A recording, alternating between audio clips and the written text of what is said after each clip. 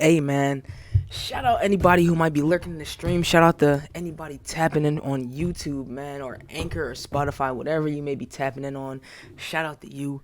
It's another episode of Big Irk Small Talks featuring Petty Pistol Papa, Toxic Hooper, and DeadViolets, man. I appreciate everybody for coming through to hang out. I'm gonna get Toxic Hooper a nameplate once we get once we get through with some conversations. But until then, man, listen, what we gonna talk about today is we want to talk about drunk driving and serial killers within the black community, because those are two things that, well, within the serial killers within the black community is that's a specific subject, but drunk driving within the black community also is something that is very prevalent. So we do want to talk about those things, because as y'all know, we do tend to talk about things that specifically pertain to the black community and the things around it, because I care about the black community. That's really all I care about. So we get into a lot of that. So if anybody wants to start, we can get into it. I know sometimes Petty or DeadViolets always are ready with a branch off thought to go off on. So if you guys have something, you guys can go.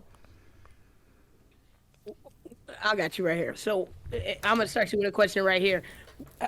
Statistically speaking, do you think, black people are just as prevalent in the serial killer community as white people are? Or Absolutely. is it because, do we consider guys like King Von, and I'm striking y'all deep early because I know y'all love King Von, but guys like King Von, those guys who are getting in these rap songs that they're talking about, they have multiple bodies, and we know they're not joking. At what point do you stop celebrating their lyrics and start saying, bro, my guy may really be a problem? Agreed. And I consume a lot of drill music. Like, I mostly listen to drill music, and I started to think, because I'll listen to drill music and then I'll do some work, and I'll start watching like documentaries on white serial killers and how they plague their neighborhoods and their communities. And I sit and I think, like, damn, bro, like, that's not different from my favorite rapper in Philly. Like, that's not different than the nigga who just got killed rapping last. You know what I'm saying? Like, these niggas are serial killers in our community. We just praise them because sometimes they bring home a couple $1,000s. Sometimes they bring home the pounds. Sometimes they bring home everything that a family has. And you know what I'm saying? We're so down bad as a community that we tend to like not pay attention to a lot of those type of situations, because we feel like we're so busy battling the white man, and we're so busy battling racism every day, and we're so busy trying to make sure everybody has something to eat, that we're not thinking about these things and the effect that they have on the community. Toxic Hooper, go ahead, bro. Where's the families at, like, on the other side? Like, you know how, all right, y'all saying that these rappers and everybody is killing other Anybody. I'm people. not even trying to All right, just, yeah. like, where's these families coming out, like, so and so, like Meek Mill's, like, why are they like, Meek Mill's killed my son, da da da da, or like, why we don't get to hear that news? That's Because true. you think about it like this. In the black community, a lot of times I feel like, and this is in my personal opinion, there's so much blame going on black crime that we don't take the time to break down what is black on black crime. This white on white crime, but they take the time to categorize it, and they say, okay, these were the moms who were abused. These are killings that happened as a result of Johnny Soso, who didn't have no parents. No one's talking about the project kids who have grown up and seen nothing but killing, and he think this is how day-to-day life is supposed to work. You know, a young boy in my town is facing a life sentence because he shot a little girl, and they were beefing all night, and he finally raised his gun, and he accidentally shot back and hit her in the head, and the whole community is rocked. But no one heard me when I'm sitting here on Facebook, or just anyone who talks to me, saying where were his uncles who were feeding him pills, who were feeding him drugs, and when we're all watching him on Facebook Live, zanned out, with his gun playing around, but nobody said, hey, his mama died last year, let's get him some help. We'll say that's black on black crime, but we won't say Buddy wasn't a serial killer, he just needed help. So when we're not categorizing why these kids are committing the violent acts they're committing it, of course they don't care why he did it 57 times. They just know he did it, and they're going to lock him up for life. And that's another strike on the black community. The lack of accountability and the fact that we as a community tend to raise and harbor serial killers is definitely a very, very prevalent and troublesome idea. Like, we raise and harbor and protect serial killers with our whole lives. I see these niggas, not that they shouldn't rest peacefully, all glory be to God, they do. I see these niggas who claim to have murdered 10 niggas and they've killed this, that, and the person, and they've laughed at so and so's mom and they've done this, that, and third.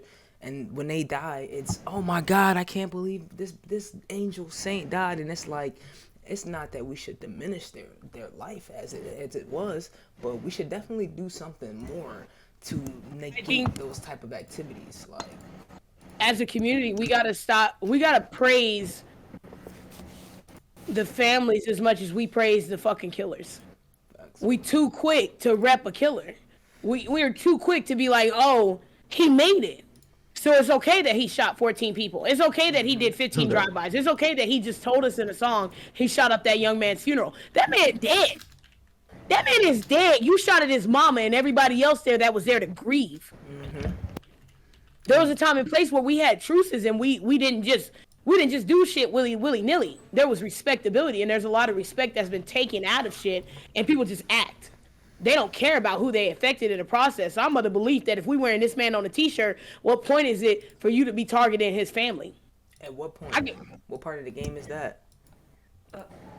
That's like that. I'm sorry, but that's like that one dude that just got out of, like, he snuck out of jail or whatever to shoot that music video. I saw that. And he's getting so much buzz and all that, but why he in jail?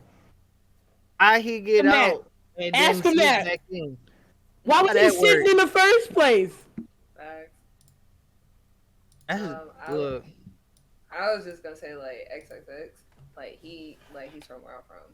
So, and it was like, I don't think I heard about him killing people, but he was still like beating up niggas like bad, like brutally. Still don't matter. But and then when he died, it was like, oh my God, like, and I'm not saying, and the same thing with him, like, yeah, of course, like, music was fire, and but yeah, of course, like, sorry for this man, or sorry that he, like, for real, that ass. Terrible person though. Terrible person. Like, I know a lot of people don't want to say that. A lot of people like to. It's been, what, 5 years since he died? A lot of people like to, oh my God. Nobody cares about that. I'm sorry. It's not that we don't care that he passed. It's the fact that nobody cares about, halting conversations around a dead man's actions.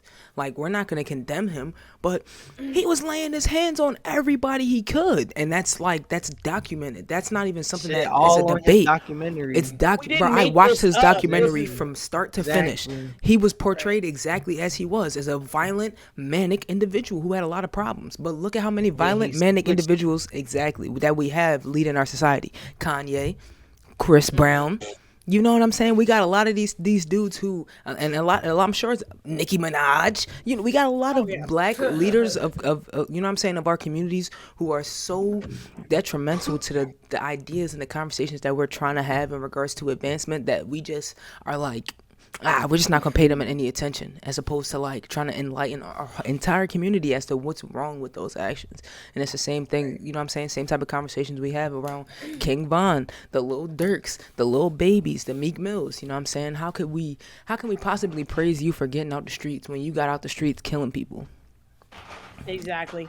And I think people are too quick to think because his bank account holds 6 digits now, it's okay. We can excuse his past deeds. It reminds me a lot of the old Christian community, not even the old, the current Christian community, where because you said, oh God, God asked me for forgiveness, and you say you were granted that forgiveness, suddenly your past deeds don't matter. And I'm not saying you cannot become a better person from the things that you've done. But I think it's important that you tell your full story and you acknowledge your wrongs and say, you guys are quick to put it in your lyric, but stand on in an interview and say, that was wrong. I should never did that shit. If going back in time, I would not do that again. No, you still say, I stand by the gang, I support the gang, I'm sending drugs and money back to the gang. And that's the problem. Come up out of it and do better and say, hey, this was the life I lived, but you don't need to do that. That's not how you get fame. If I had a choice to do it again, I would not do it that way, because you know you wouldn't. Exactly. You know, if you had a chance to change your life in a way that you didn't have to be so aggressive and you didn't have to literally take lives away, that you wouldn't do it. So it's definitely not something that we should promote to the community openly as if it's something that we all like unanimously Sweet agree Down on, said, right? because it's not. Yeah, exactly. Because it's not. Jeez. We don't all, as a community, fuck with violence. I've had my fair share of like going through and inflicting violence on other individuals, and that was something that I regret to this day. And it was so long ago. And a lot of people can attest to that. A lot of these rappers and a lot of these leaders of society who have done violent things to other people, like definitely, you know what I'm saying, condemn their actions. But it's like, we got to condemn it faster than that. We got to condemn it faster than after the fact. We got to condemn it faster than, oh, you made $1 million off of murder and trauma and this, that, and the third. Now let's condemn your actions. It doesn't matter. They're already done. The actions already happened. People only get famous off of drama. Yeah. Yes. Telling you. Just to add to that, like you saying, like we allow it. Yeah, because most of them are more of the men. There's women too. Not just we're not excluding the women, but I'm saying mostly the men, especially within the black community, they're enabled by their mothers or grandmothers, mostly grandmothers. It's true, but if you pay attention to any of the men around you, they're not fueled by any of the things that the women in their lives say to them, and that's a fact.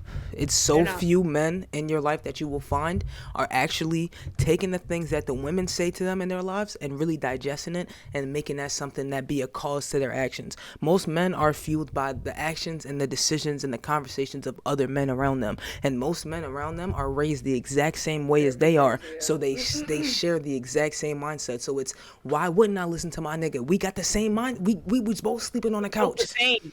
Exactly. Yeah. They're not thinking like some dude who has a college scholarship paved out for him since he was 9 years old, because they're not in the same bracket. They don't have the opportunity to have those same conversations. Yeah.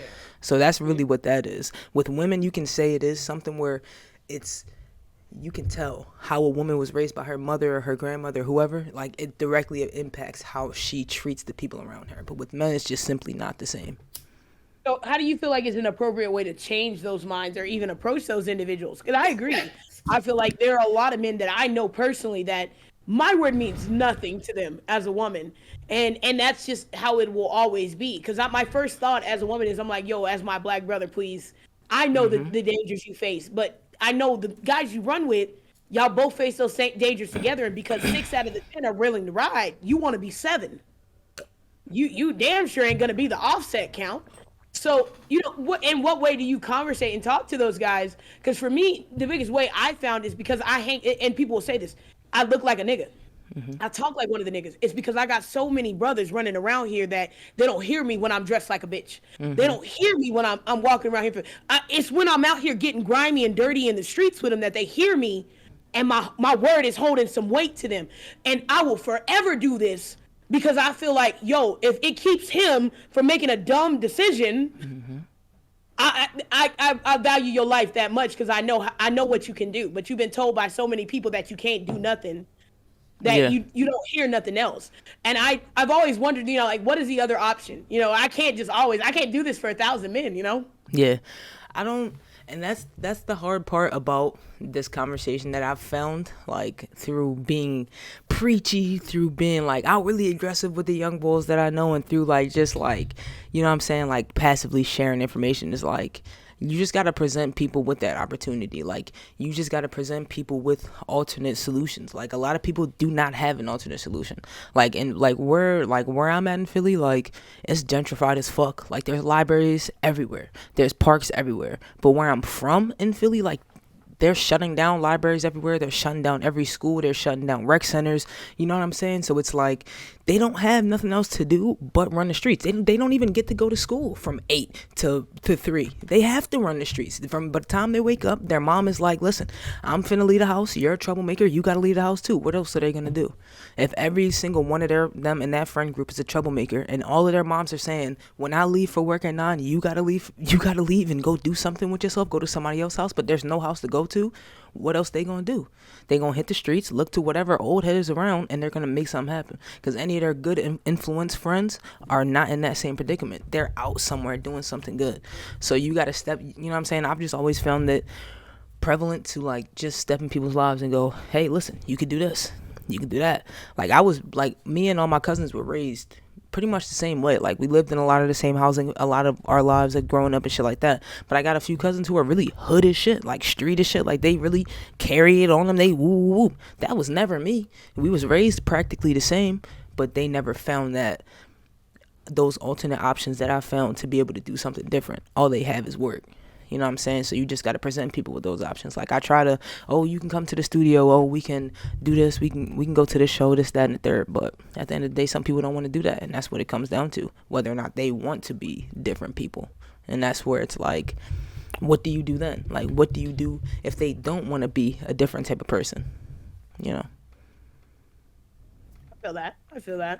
So then, do you feel like, now having discussed all this, do you feel like black serial killers, I don't want to say they're justified, but black serial killers are made, whereas white serial killers are made in a different circumstance? While that may be a bit more genetic, and we can get into that discussion on a later date, you don't see your serial killers and your black serial killers in the same light, and maybe that's why the black community doesn't like to recognize that. Yeah, I want to say, because instinctively I want to say what's different between white serial killers and black serial killers is mental health, but that's really not it. It's really just circumstantial. Like a lot of most documentaries I've seen, like a lot of white serial killers don't even get into that until after their 20s, until they realize like, okay, like I'm bored, I really don't fit in with society, woo woo. A lot of black serial killers are like don't have any other option. It just becomes something that's like circumstantial. So I really, it's hard to pin with that, because both sides of that are mental health. You know what I'm saying? Being bored enough that you feel that society is rejecting you enough that you gotta go murder a bunch of people, that's mental health. Being so fucked up and poor and not having any options in life, you know what I'm saying, and feeling so disconnected from your, you know what I'm saying, your people, that you can go out and murder your people or anybody, that's mental health too. So it's weird. It's really weird. I don't know.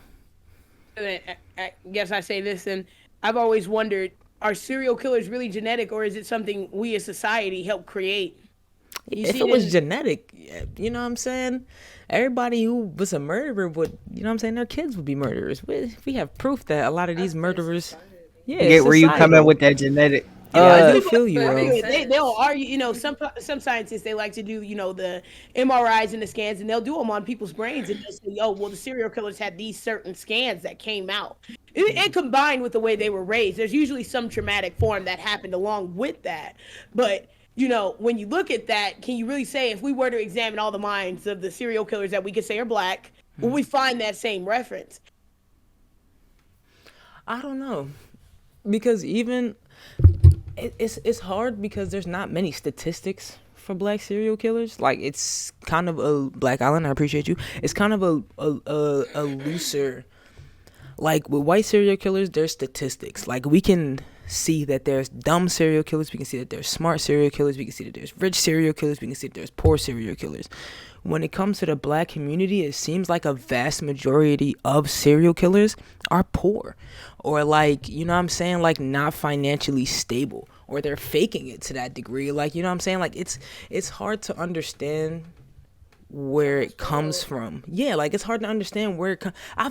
But that's where I say, like, I need more statistics, because I've never seen, like, I haven't seen too many spoiled black serial killers where it's like, not like they live in the hood and their mom can buy them 10 pairs of Jordans a year. That's not spoiled. That's nothing. That's you're just hood rich. That's literally nothing. If you move somewhere, that's a topic for another day. We're gonna discuss the difference between that's hood rich nothing and real rich and financial let's stability. Talk about that. Exactly. I know I've seen very few documentaries where it's like, oh, the black kid who went to Harvard and lived in like a mansion murdered a bunch of kids. Like, you see that so rarely. It's usually the black kids who live in the hood and don't have nothing to do but play with guns. So it's like, it's weird when it comes to how you digest how black serial killers are made and how white serial killers are made, because there's not really any statistics for black serial killers. It's just labeled black on black crime, and it's a lot more than that.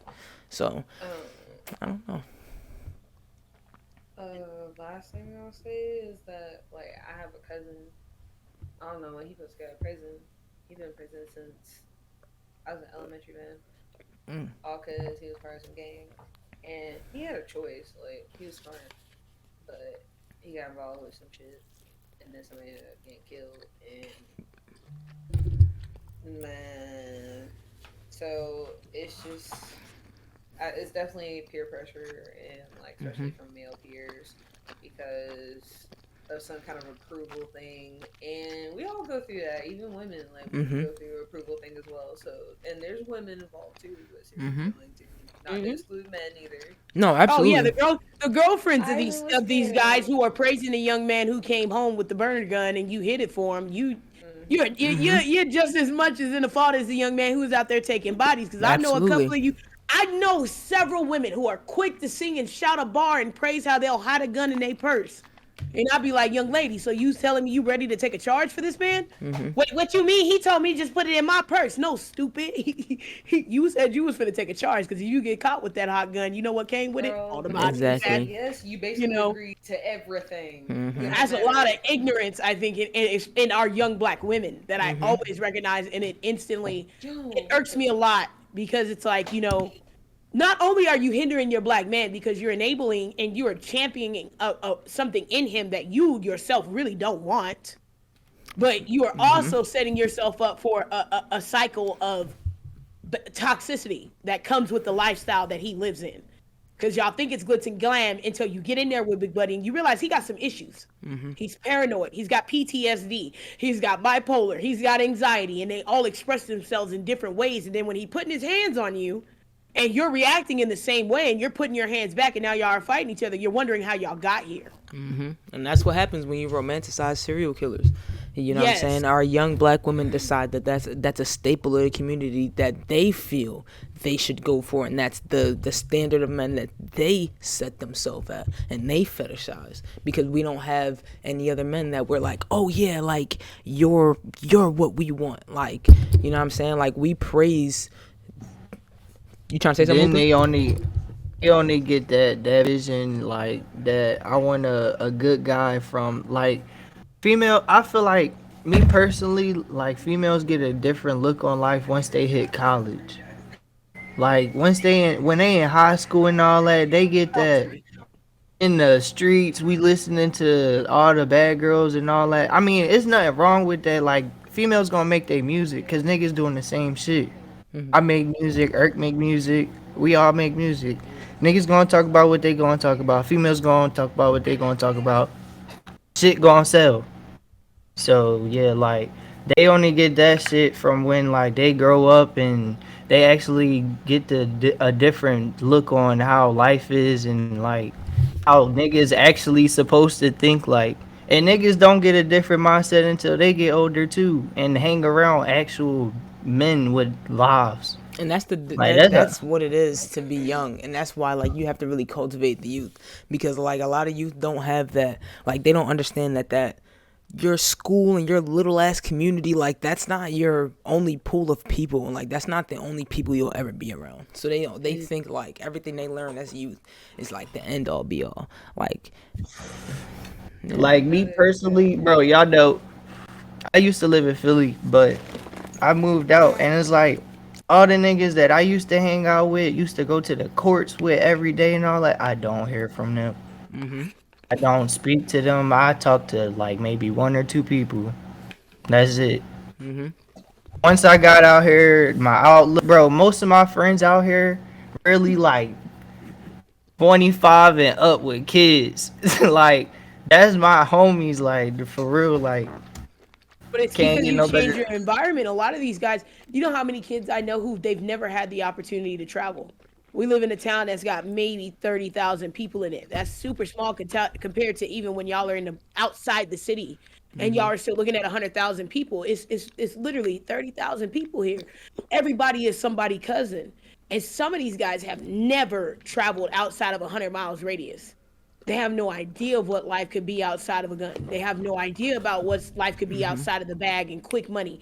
It's warped their sense of mind so much that I feel like if you took them and set them in that environment, they need a therapist, bro. They need a therapist to walk them through the day because they've got PTSD. They They don't got get it. real life traumas. They don't, yeah, something, they feel wrong.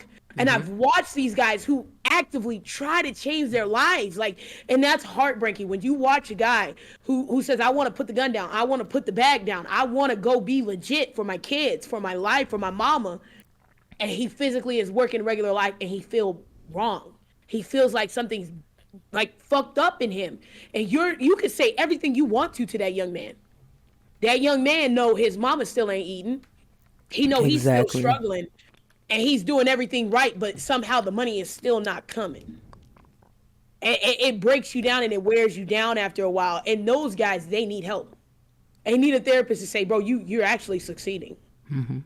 This is what it really looks like to be successful. And I think in the black community, we've praised this outlandish, grandiose idea of success. Success means you have to have $1 million, a 10-house mansion, and 40 million TVs and 15 cars in the garage. Instead of saying success is you made it out.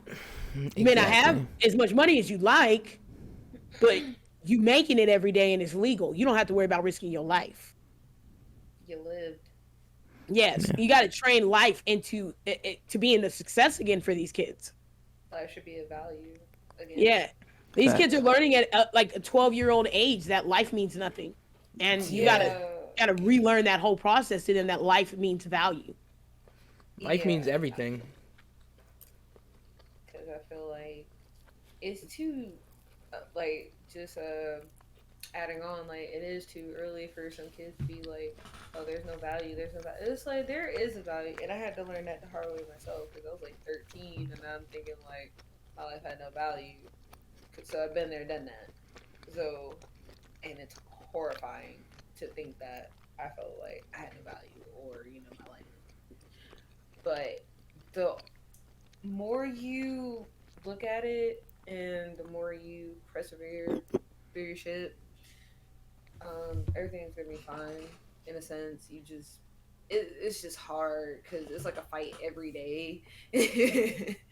Because we as a black community, we champion negative causes. We Yeah, we be quick to celebrate some negative shit you did, like, oh, you made it home drunk last night. You drank 40 bottles. Right. You accomplished something. no. Like Yeah, nigga, we be like, oh shit, what you do? you did that. Boy, you Quits. did that. Like, bro, you know what? People will to this day probably laugh at me, but when I go out, I do not drive. The greatest thing about not having a car is means when I get lit, I gotta get in the car because I hate to drive once I get fucked up. I'm one of them people. If you telling me we going to have a good time, don't ask me to be the DD, and you better have one plan. I as a like college kid, I did my fair share of doing suspect shit, and I told Irk in sound check, I said I don't talk to now nigga who allowed me to I think drunk drive home anymore. Because I not only did I recognize you had a whole lot of other bad qualities, but you really didn't give a fuck about me. Because me personally, if you come to my house and we getting fucked up and faded, and you say, "Oh shit, I drove my car," I'll be like, all right, who's sober in the house? You drive his. Are you okay with somebody else driving your car? All right, so he gonna drive your car, and then he gonna drive his car, and we gonna follow. We'll get you home. I'll get your car home. I don't give a Somebody's fuck. gonna get I'll you pick home. you up in the morning, bring you to come get your car. I don't care what time you got to be at work, but you're not finna leave out here drunk on my watch. I ain't finna tell your mama a goddamn thing. No, I'm not. You gonna have to call your mama from heaven because I ain't gonna tell her shit. Nigga, it ain't gonna be on my chest. Nope. I don't do that drunken driving shit, bro. I'm telling you, I don't think that shit is cute.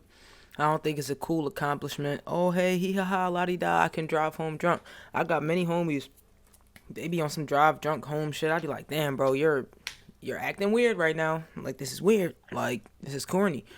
You know what I'm saying? Like, You blown my high. exactly. It begs the question, how do you have money to go out and go get lit and buy alcohol and buy weed and buy drugs and buy whatever you want to buy, but you don't have money to secure a safe ride home?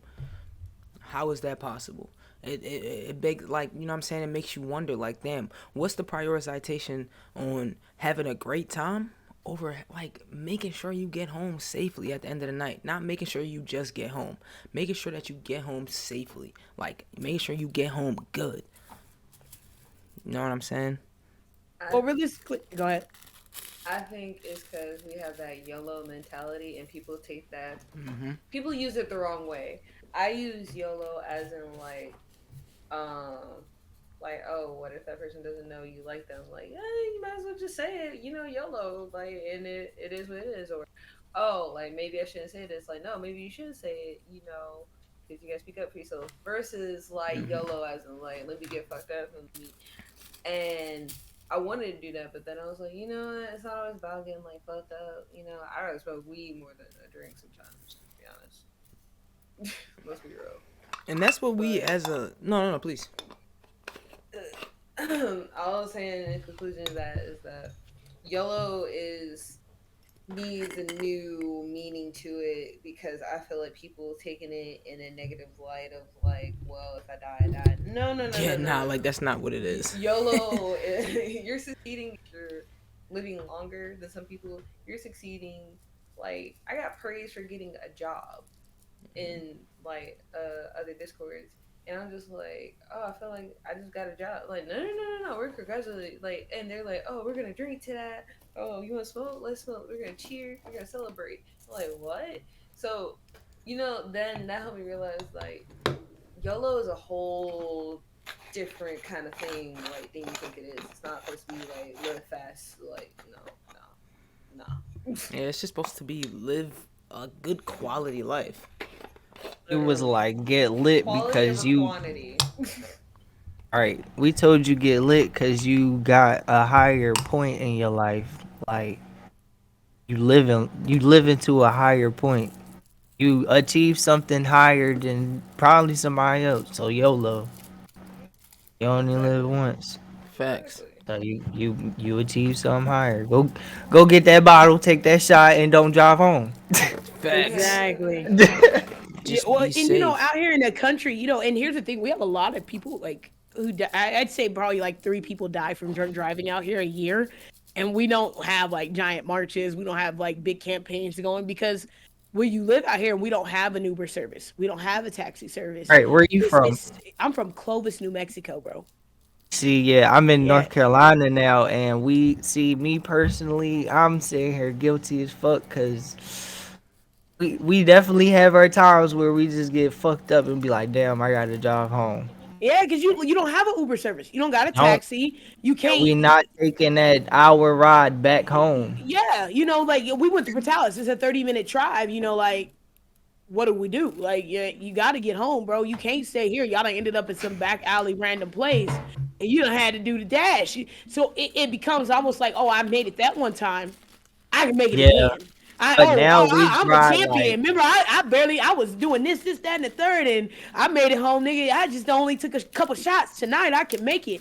But what you don't account for is them big ass diesels that may be swerving because homie been driving for 8 hours and he's sleepy. right, It's a lot more of right, your senses that go into driving that I learned, I think, the hard way. When I had my first car wreck is when I finally like thought about it, and I was like, that really wasn't my fault. And I was like, shit. People out here drive ridiculous, and they do. They'll drive for themselves. They don't drive for everybody else on the road. They treat stop signs like an option. And when you right. start looking at that, you start thinking, damn, imagine if I'd have been too high and I wouldn't have been able to like swerve there. Imagine if I'd have been drunk. I definitely wouldn't have made that one. Homie would have took me. And It that's make you be like, where I'm that not shit. going. Yeah, like you gotta think. Like nobody. That's that's why I don't like getting in people's cars. Cause everybody think they Superman. Everybody thinks that they're some NASCAR driver, and it's like, it's not about you. It's about everybody else. Like no driver. I've never gotten into a car with a driver who said, "Yeah, I'm gonna be safe because everybody else can't drive." It's always, "Damn, like I can really whip this bitch, bro. I'm not worried about nobody." I'm That's sitting how right it here, Me bro. go. It's two people personally, in the I'm be back like, nah, seat. I'm the safest driver in the room. That's what I want to I'ma hear. always That's the say type of that. shit I want to hear. He I don't said, want to I'm hear how gonna you whip. be whipping that, You bro. go on Niggas here, really say everybody that be like, shit, no, you not. No, I'm the safest bro. driver in Sit the your room. You ass gotta, down, but calm real down. shit. I had somebody ask me why I put my seatbelt on the other day, and it was To all fun. me, It was all fun and games. But nah. I'm like, Are you dog. serious? Are you I'm okay? like, Are are you like okay? this is a matter of safety. They like, no, the driver can drive though. Like he can drive. I'm like, I don't care, cause it's not about him, bro. What if somebody driving a SEPTA bus fall asleep at the wheel? He been driving all day since 7 a.m. It's 10 p.m. He been driving all day. He fall asleep and blow through a stop sign.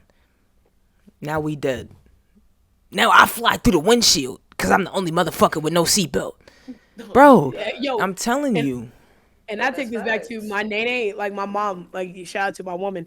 She told me this story and it real life happened about, a young lady went on the highway to Lubbock, Texas, and they was driving and somebody swerved into the lane and hit them. And she had two newborn babies, twins. And neither Jesus. one of them survived. And she had a third Mm. child in the car. She didn't survive either. But the twins were ejected from the car. And What? my auntie, when we would get in the car, boy, that was the quickest way to get a whooping, was not put your seatbelt on in her whip. Cause hearing that story in a small town like ours, that was traumatizing. Cause it's all fun and games to see some shit like that on TV, and I think a lot of people's mindset. You see it on TV, you hear it on the news, but that could never be me until it's somebody you know, until it's you, and then you're like, Until it's shit, you. I should have my seatbelt on. No, I got into a car accident where I was like 17, 18, and we just dropped off one of our friends, and the next thing you know, I'm on the way home. Then somebody hit the driver, but it was a pickup truck, so it was like three in the front and the people in the back, and that shit, man, I had whiplash at least.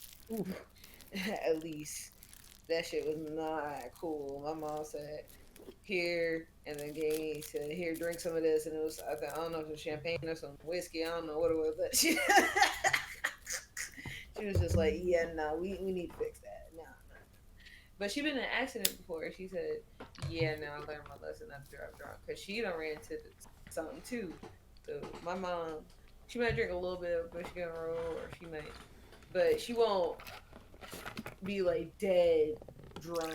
And I ain't promoting this still, but hey, I mean, as long as swerving. That's a good question then. So what is the line between too drunk to drive and just tastefully toasty? Yeah. At what Now- point do you say you should have gave up the keys? I personally think no matter who you are, after 2 shots, you shouldn't be driving. Like 1 shot, Two you shots of getting what? loose. 2, I don't listen. Alcohol connoisseurs, y'all. This is glass? where listen. This is where drawing those lines. Y'all trying to draw a line. You can't draw no lines with death, dude. Like y'all, this is fun and games, and I hear No, y'all. you right. One shot of the clear, 1 shot of the dark, 1 shot of the Nah, Casamigos, if 1 you shot of the mixing, you Henny, should let 1 nah, shot of the nah, woo woo. we I not don't mixing care. that. I don't care what it You is. mixing, nah. I don't care what it is. If you taking You doing 2 one shots of thing. whatever, whoop whoop whoop whoop whoop. Now you took 2 shots. But what if the other driver took 2 shots? What if the other driver took 10 shots? It don't matter how many shots you took. That's where it's like, it's Now, not what if your about shots you. was spaced out though? It does not matter how many shots you took. What about the other person who took shots? What about the person gotta in be the aware fire of the truck whole point. that's zooming by that you didn't hear because you're lit, even just a little Are bit? you right though? You know what I'm saying? What about the ambulance that's zooming by trying to save somebody's life who's in the same predicament as you? That clips Right. you because you didn't hear because you listening to music because you're lit. It's you know what I'm saying? Like I feel y'all in that you really you know what I'm saying? You can draw certain lines in certain places and it makes you feel a little bit, it makes you feel more comfortable about the action that you're doing because you know it's not correct. You know what I'm saying? Like you wouldn't feel the need to say, "Oh, what about 1 or 2 shots?" if it was something that you should be doing in the first place. You know what I'm saying? Like you wouldn't need to draw lines in the sand if that wasn't a line that you were prepared to cross in the first place. You know what I'm saying? But I don't like to drive, period. I'm a distracted ass motherfucker. I can drive my ass off, but I don't have a license because I'm too distracted. I want to smoke. I want to look out the window and shit like that. So it also comes down to, like, what kind of person are you? Like, can you make those lines and say, all right, I do want to get lit, so I'm not going to drive today. You know what I'm saying? Like, I do want to be a little bit more spacious today, so I'm not going to drive. I'm going to get the keys up. You know what I'm saying? Like, it's a lot of factors, but you have to be, as an adult, like, we have to be conscious of that type of shit. You know what I'm saying? Do you feel like driving high is the same as driving drunk? I couldn't No. drive high, but I know some people who can drive smoking the biggest spliff and they're perfectly fine. Personally, I couldn't. No. With weed, it really depends on the person. Like alcohol, I I, would say I'm is not gonna like, catch you. I drive high. Like I feel Yeah. like when I drive sober, I'm more prone. I get anxious a little bit. Like I'm more comfortable driving smoking a blunt than I am doing anything else. And I can see that. I can see that for a lot of people, which is why like weed is like weed. There actually are lines you can cross, like as, but like that's also like still as an individual, like you have to determine that for yourself. You know what I'm saying? I couldn't smoke and drive. I'd be so distracted. I'd want to look at everything. I'd be hype as fuck. But I know homies who could like roll up, smoke, ash, and finish the whole blunt, driving me Yeah. home. It's my favorite thing to So- do actually is to take a drive in a blunt, man. On the back More roads. power to you. I can't. That's a mood right there. You ain't living till y'all sat in the car and hotbox the blunt for the sunroof. Man, better hope the cops ain't sitting on the Oh, side. yeah, That's why I drive. mean, That's why I sit in the you gotta passenger think, seat. So, and this is why drunk driving, I think, is so prevalent for us because it's nothing for us to go out into the fields and bonfire and start drinking, and then they go home. Coaches, drinking and come home. If you have me on Snapchat as Irk and DeadViolets do, I'm at a place called the Doghouse, which is in Portales all the time, and that's a 30-minute drive, and people die off a curve coming out of that town because they'll be too lit trying to come home. And it's And a there's a hard back ass road. hard. Yeah, it's one on the back road and the main road. And if you're coming in at about 55, 65, just zooming, and ain't no troopers out, boy, they'll take that curve and flip twice, no questions asked. And it's like normal because people take that drive and they're slightly intoxicated all the time. I tell my friends, look, if you can't smoke and do shit else, you ain't got no business getting behind the wheel. The fuck? I smoke and do regular things all the time. It's a part of my nature. My bloodstream probably got so much THC in it. It's a problem. Bro. But if you just smoking every once in a while after you get off of work, why did you think you was built to smoke a blunt and drive? Come on, dude. Use your brain. Yeah. Yeah. Exactly.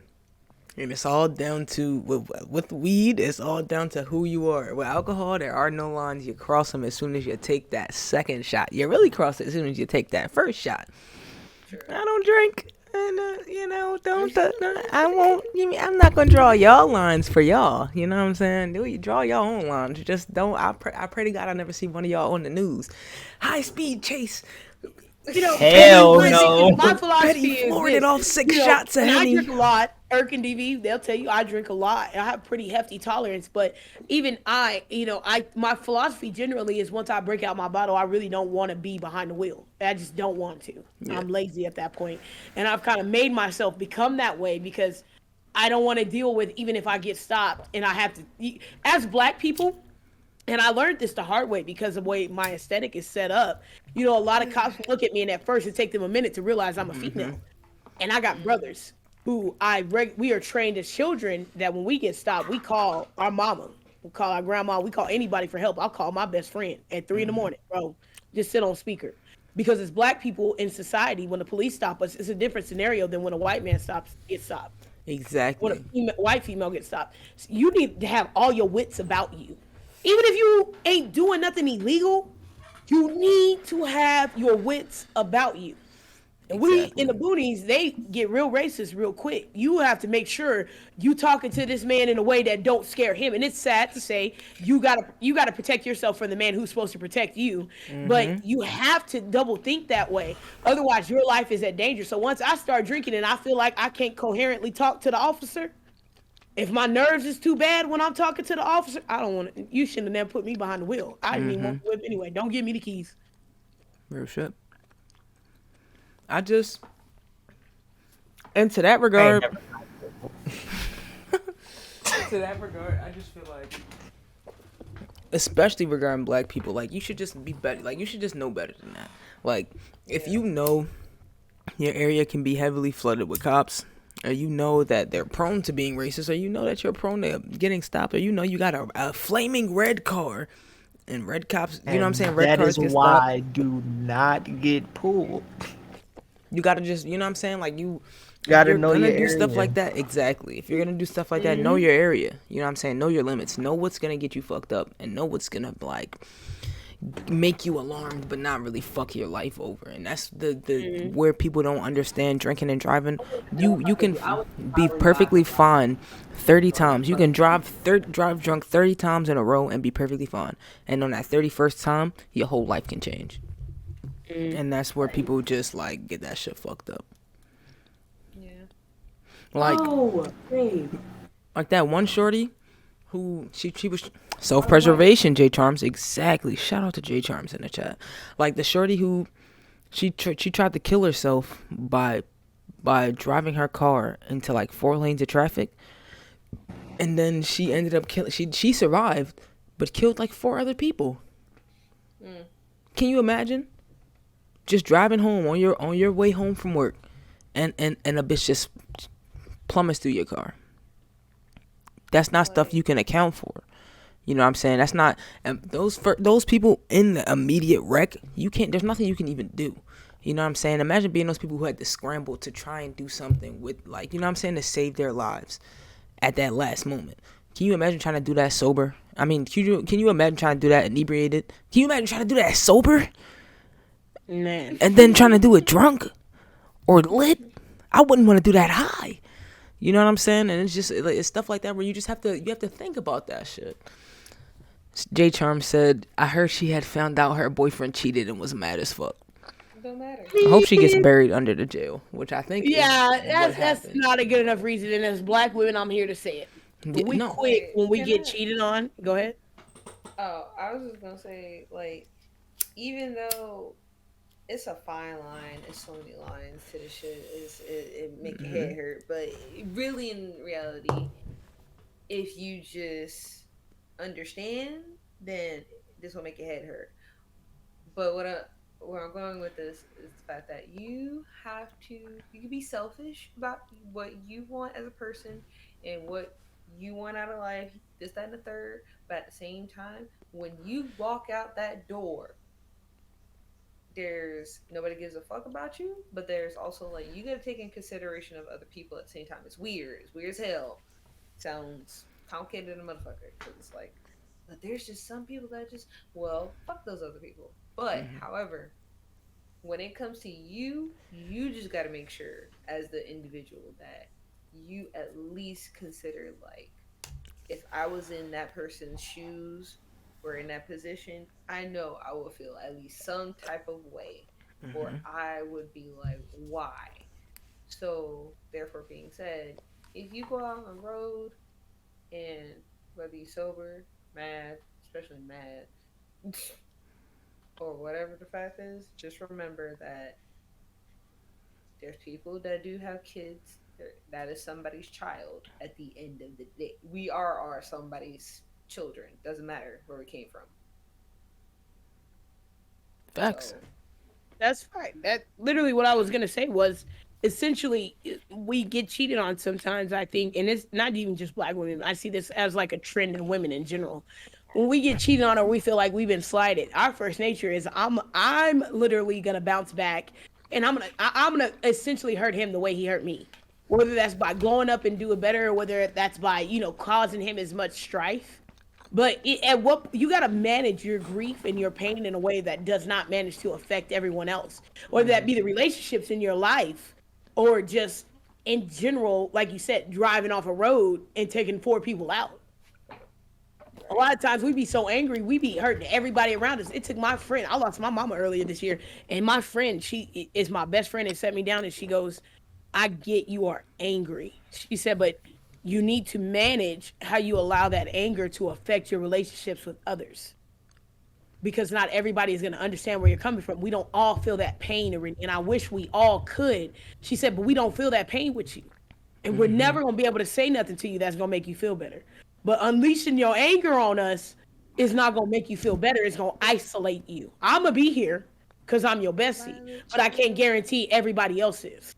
You're gonna lose a lot of people who ain't gonna understand, and you not gonna understand later on." And that was probably the best piece of advice she could have gave me, because if nothing else, it made me realize while I'm angry, I gotta watch that. Everybody else shouldn't have to suffer because I suffer. They didn't do Exactly. this, and that's where you as an individual have to say that person hurt me, not everybody else. Yeah, gotta be mad but strategic as well, as J Charm says. You know, she also says, get them back in a way that doesn't harm yourself or others.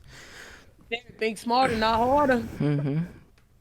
Exactly. At the So end of the day, you be involved with this individual, you know what'll hurt him more than you going out there hurting you and 40 other people. agreed. So, all right, this is kind of a branch off conversation, but this is something I find myself talking with Izzy a lot about. So, Lavish Mari says, channel your angry into the right places. Exactly. Don't Sis, channel it we into love anything you. self destructive, outwardly Thank you, Tamari, destructive. for coming through. Just, shout out that's your sister, right? Yeah. Shout out to Petty Sister in this Baby says bitch. briefly, big 18 in the Hey, happy building. belated That's a birthday. Happy young Happy woman right belated. there. belated. Young woman. We are Let's proud. We are go. proud.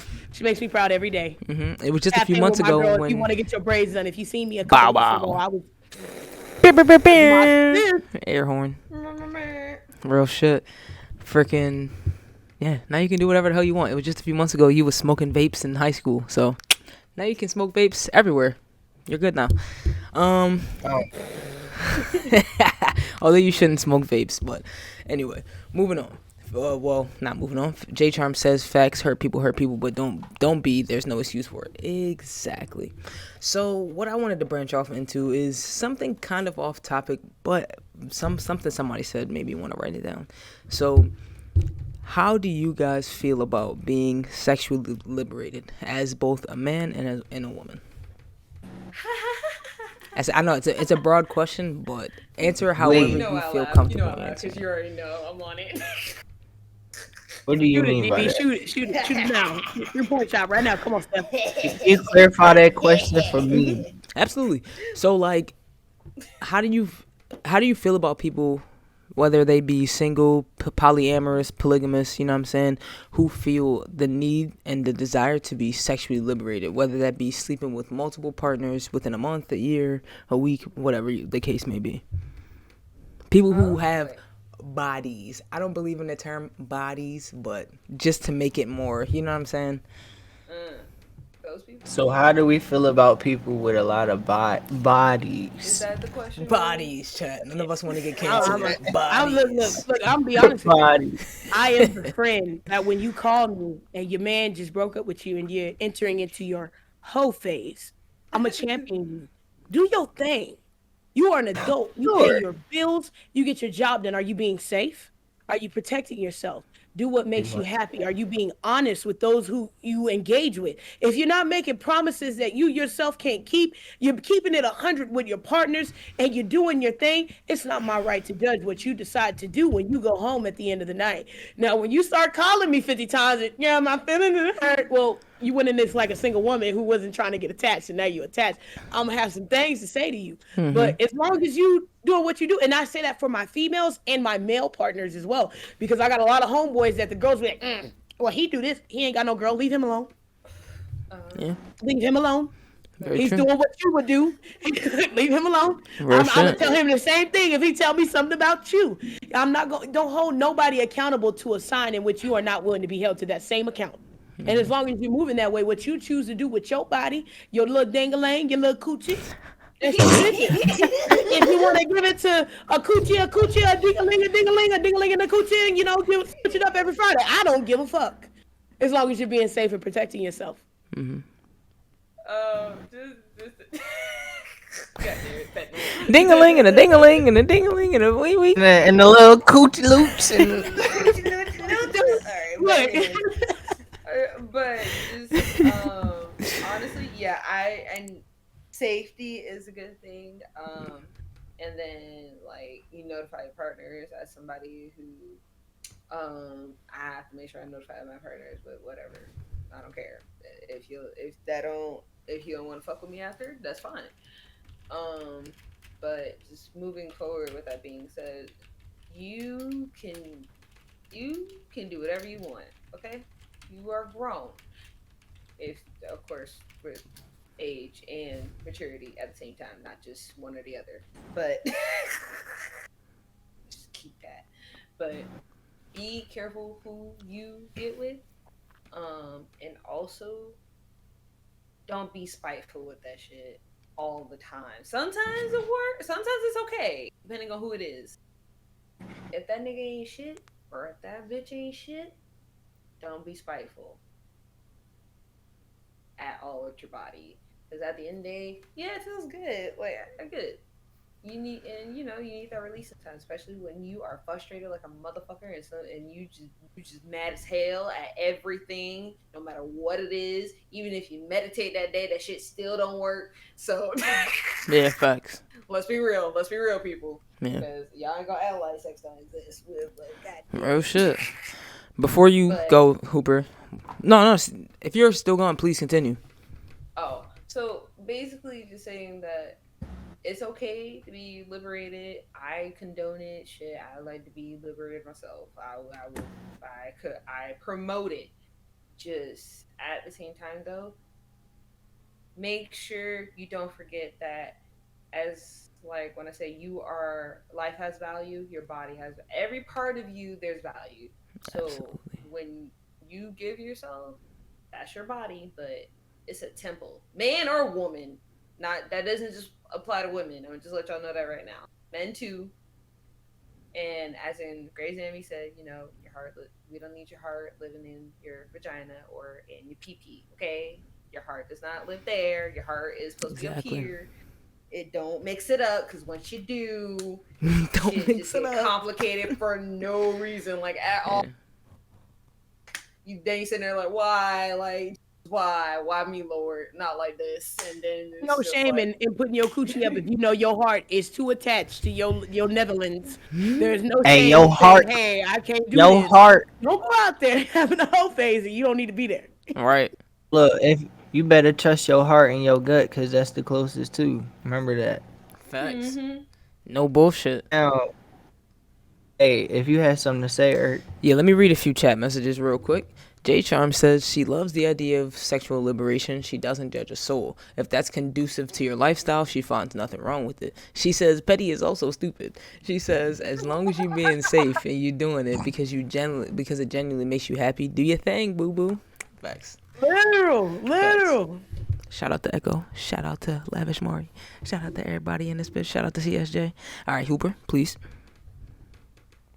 uh, I go with petty on this whole thing for real, cause I really could care less about who you fucking, why you fucking them, and what you got going on. You said you like my friends called me up. Oh, so and so broke up with so and so. Okay, and Literally, and now I'm what? doing me.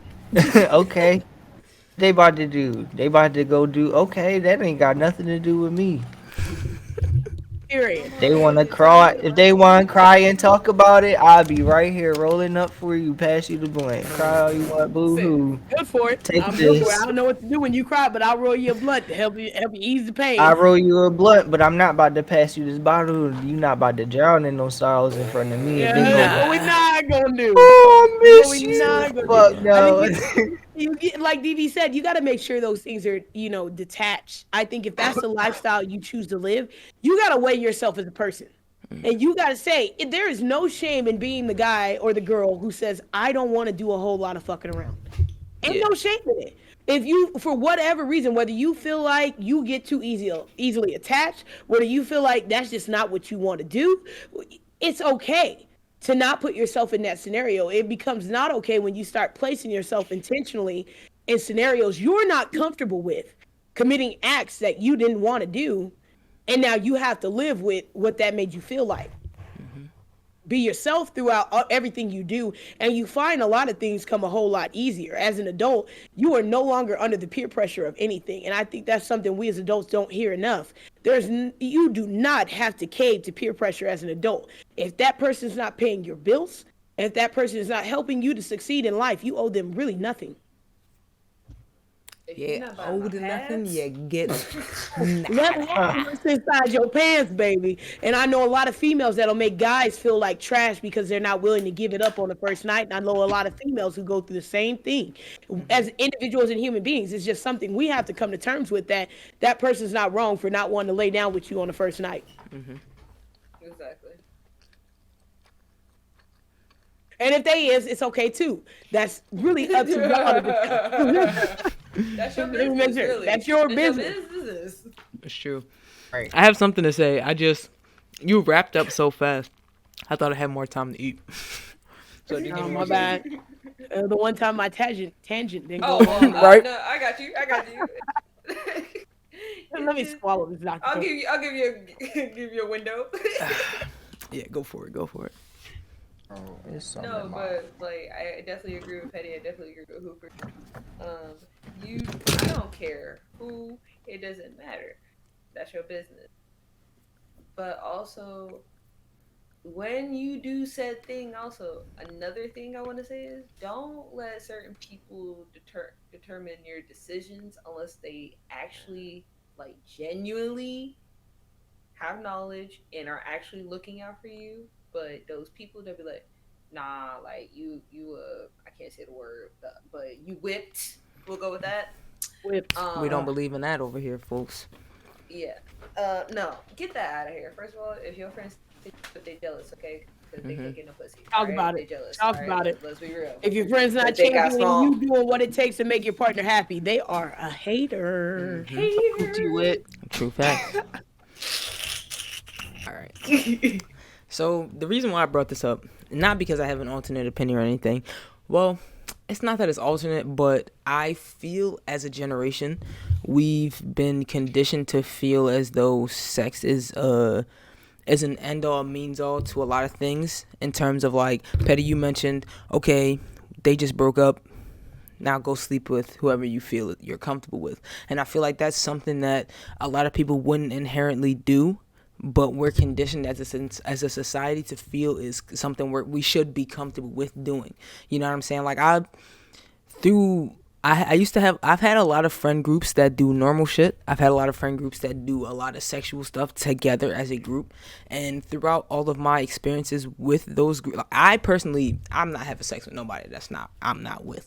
But I've had I don't judge people. So I've had the experience and the pleasure, I guess you would say, of being able to witness experiences like that, but not actually partake. So like I've been in the room while people were high and having sex with each other, but from just like okay, like I'm just on my phone chilling, but these are my homies, so like I'm just like I'm in the room because we're all hanging out. But that's what they do. But I'm not judging. That's not what I do. But I'm here to, you know what I'm saying, be part of this experience with everybody type shit. You know what I'm saying? And I've noticed that through those experiences with each other, there was always a lot of resentment. There was always a lot of ill will. There was always a lot of, you know what I'm saying, like negativity and like pain and frustration that was harbored like during and after. And I realized that's something a lot of You because you didn't participate, or just be as a no, not friends against group, me. as a friends because things got complicated. Yeah, as you know what I'm saying, the people who slept together, you know what I'm saying, like them sleeping together made them, you know what I'm saying, harbor like it. I don't know if it was intentional, but you can tell like things start to get more tense. Things start to get more, like you said, complicated. Things start to appear a little bit more out of whack. You know what I mean? So in my experience, because I've been in a situation like this once before, where I was there, and I won't say names, but the individuals there were they started engaging in acts while I was there. And I, elected to get up and go to my room and came back out. They were still going at it. It was like, hey, this is my kitchen. I need something to drink. I'm drunk. And what I discovered in doing this was because there were underlying feelings. So when this starts, and maybe it's because I only have one experience in this, okay? In this particular instance, while it started because they were feeling the moment and it was a vibe, everybody's intentions when they went into it weren't the same. Facts. There were people who went into it because they had feelings for Johnny Soso over there, and this was a prime opportunity to get a taste or an idea, and maybe change. And in your head, they start thinking this is an opportunity to change their mind and maybe see that this could work. And I think that comes from a misunderstanding in society that sex constitutes what will make a good relationship, because we are good laying down in the bed, we're going to be good at everything else. And that's obviously a disastrous way to even begin the cultivation of a relationship, just based off the fact that we are good in the bed together, because we can be good in the bed together all day but be toxic as hell during the day. And I've seen that too, where they will cut off they argument so they can get their nut in before midnight and be right back arguing at 1:30 in the morning. You know what I'm saying? We've got to change that out. Now, if everybody's going into this with the same intent, which is we want this experience, I feel like it could have went differently because there were people who were involved who had that idea. This is something they had done before, and their philosophy was, I just want the experience, and I'm comfortable with you guys. And for the guys who didn't have that philosophy, who went in there maybe with a little back sneaker pocket, it hurt them in a way they weren't prepared to, and it ruptured the friend group because you're resentful in a way you're not really willing to voice. Yeah. Reminds me of that movie Baby Boy with Tyrese, honestly, because Oh, that's hell. literally no real shit. No, be real. Let's be real. Tell me if I'm wrong though. Tell me if I'm wrong. They would be That's a fact, arguing. though. They would be arguing. They cut it off because they got it in. Then next thing you know, they're arguing at this time of the night. Then they go back in. Like Kendrick that's how you got the Lamar first song. one. People are really like that, where they think because we have amazing sex, we must have some chemistry that's going to make us amazing partners throughout life. And you Kendrick can Lamar have made a great whole sex song with a on person that. and be horrible to each other. I feel like we use sex as such a coping mechanism and such a platform from one emotion to another that we don't realize the damage that it does to the way we perceive people and the way we perceive ourselves. Like, and Right. society makes such a habit of making sure that we perceive sex as something that's so positive and something that is so normal that we don't understand that perceiving it that way does like takes away a lot of the damage that it does to a lot of the communities that it does damage to. Because when you look at sex, it's not always just okay, two people got together to have sex. Like, a lot of times one of them has a fetish, one of them has ill will, one of them has this, that, or the third, and it's not always something where they both equally go in with mutual intentions to just have a good time or just to cultivate a sexual relationship with each other, you know what I'm saying, or whatever the case may be. So I think that I don't know, it makes me wonder if all of the work that a lot of people did to normalize sexual liberation was something that they did, not understanding that normalizing sexual liberation also normalized a lot of fetishization, a lot of dehumanization, a lot of, you know what I'm saying, negative stereotypes, a lot of negativity, period, a lot of things that we as a society didn't understand, we had to tackle before we made it so normal.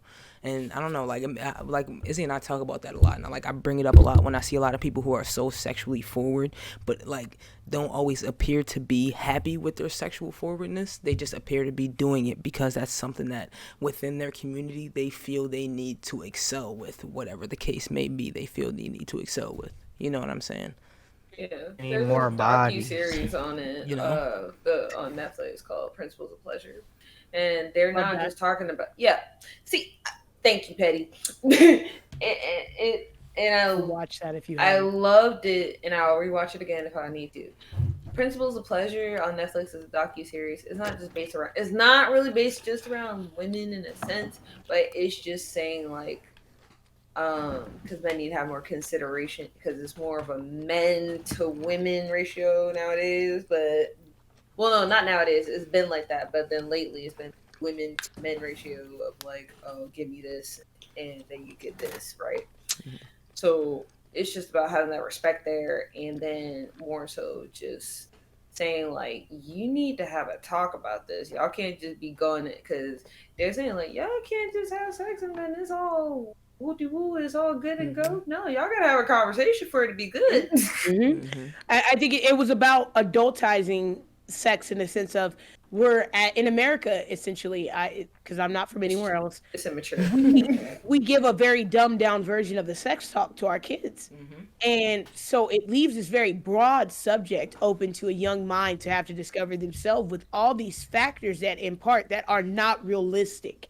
And like DV said, at some point, whoever you're laying down with, there's going to be a conversation, whether that's before, whether it's after, whether it's during. There's a conversation that's had, and you can't be afraid to approach that conversation because in that conversation, the truth is going to come out. And if you can't accept that truth, you probably really shouldn't have been doing it with that person in the first place.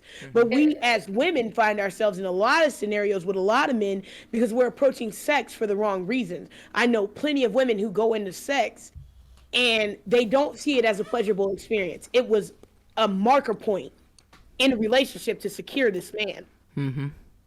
And as a result, you didn't take as much pleasure from the experience as you probably should have, because Right. you didn't go in there because you just had these feelings. And you have all these movies that are on TV and on Netflix and on Hulu about how sex is just this thing that fixes your relationship, and it's what solidifies and validates your relationship, that we as women have a convoluted sense of how we approach it. So you have a lot of women who don't reach their pleasure, who are not experiencing sex in a way that should be experienced. So say you meet a man who is very carefree and he offers you this idea of sex that is so benign and so different from what you've seen, you think that's love, because he just opened up your liberations. Because we didn't think about the pros and cons that came with sexual liberations.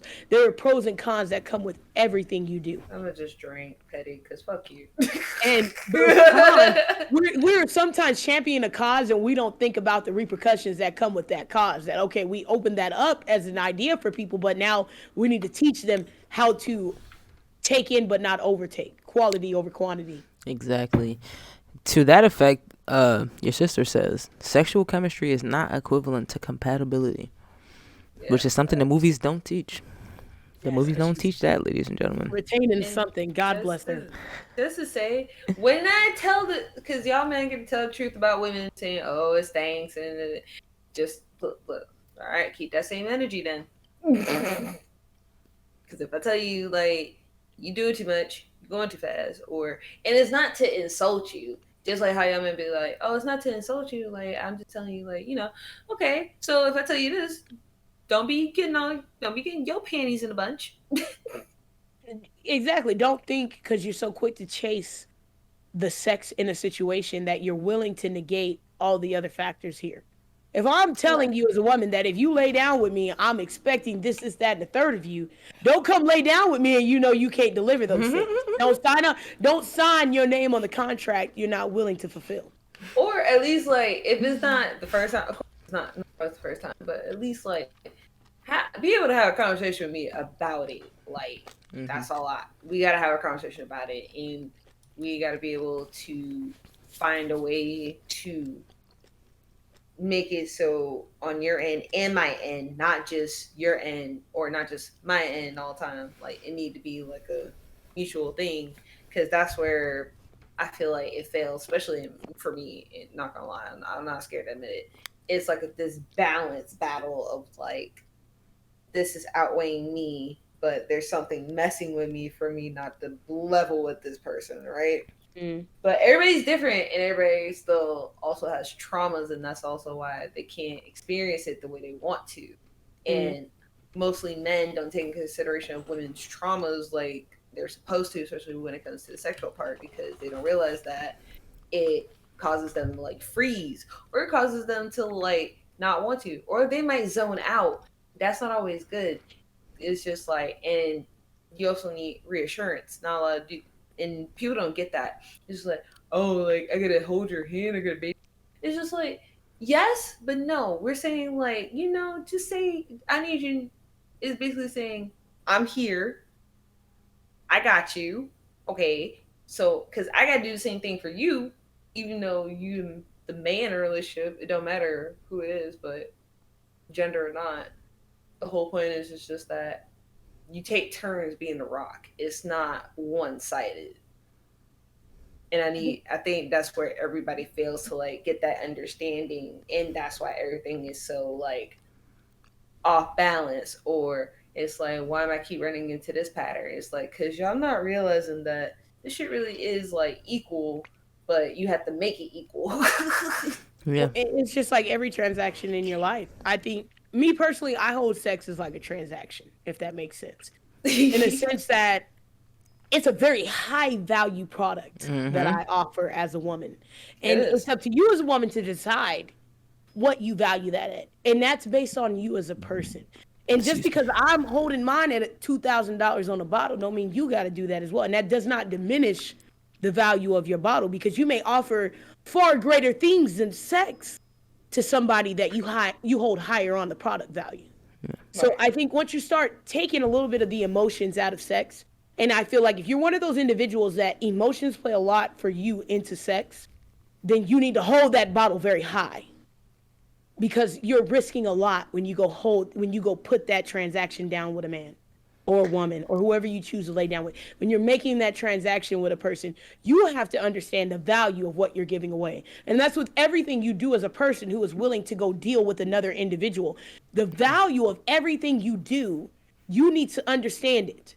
Because then when that person you're dealing with, you feel like you're not receiving the equivalent, and you know this person, you know their traumas, you know what they're able to do. So you're accounting for these factors in that when you're transacting this, you as an individual need to say, okay, I need to cut ties here or not. Yeah. So do you feel like the okay? Do you feel like do you feel like you should be able to detach feelings from sex? Like, I personally don't feel like that's normal. Like, I think that's not okay.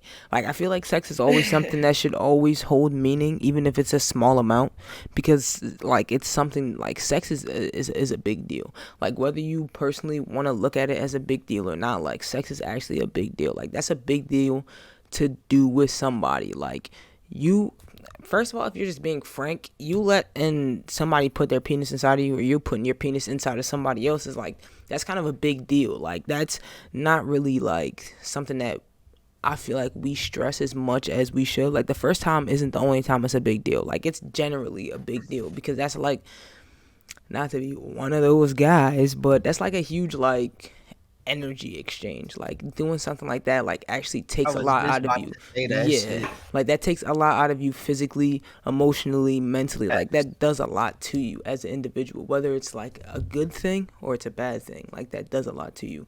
And I think it's kind of frustrating that we look at sex as something that you can turn on and off whenever you please, as if you No. can turn off how you feel about how sex affects you on and off. Like, you know what I'm saying? Like, you can't do that. Like, sex will always affect you, whether it be negatively or positively. And it's like we consistently find ways to excuse riding the dopamine high that is having an orgasm with multiple or the same person all the time, and instead of like looking at like how can we achieve those same type of dopamine highs from just existing as a person, like, you know what I'm saying, and just being type shit. It's the lack of self-awareness. Yeah. If you're not aware within yourself, notice when I said transaction, I said you as an individual have to base what you hold this transaction. Ignorant people will put a low value on it. But the people who are a little bit woke, they tend to know, like you said, that this interaction, whether it's one time or 10 times, meant something. If I'm willing to bring up how good your dick was 10 years later, that interaction meant something to you, whether you want to admit it or not. Now, if you're self aware, you know that there was an exchange that took place in that interaction 10 years ago that made it memorable to you. And when you are self aware, you put a different value on the sex that you're giving out, and it holds a different weight in you. The people who tend to, I feel like, have a lot of those misconceptions. I grew up with men who are dull. Okay, these are the Same. type of men that were having orgies that to tell me about how they'll let a woman top them up at 3 in the morning and go off to continue their business at night. I grew up with men who wanted to make sure I wasn't taken advantage of by men like them. I had a cousin who used to have sex in the bushes. Oh, what? You like have some respect for yourself. But in dealing with them, it made me realize that a lot of the women they take advantage of are women who don't know the value of what they're giving away. And the guys who are taking advantage of it, they know exactly what they're doing, but they know the ignorance of the woman in which they're dealing with. And some of these women are willfully ignorant. And I feel like as an adult, it is up to you to be responsible when you are entering into these interactions with people. And I understand traumas, but I've also dealt with a man who had traumas, and it was on him, and he's even said that himself, to get himself figured out before he came to my bed and expected things to work the way they should have.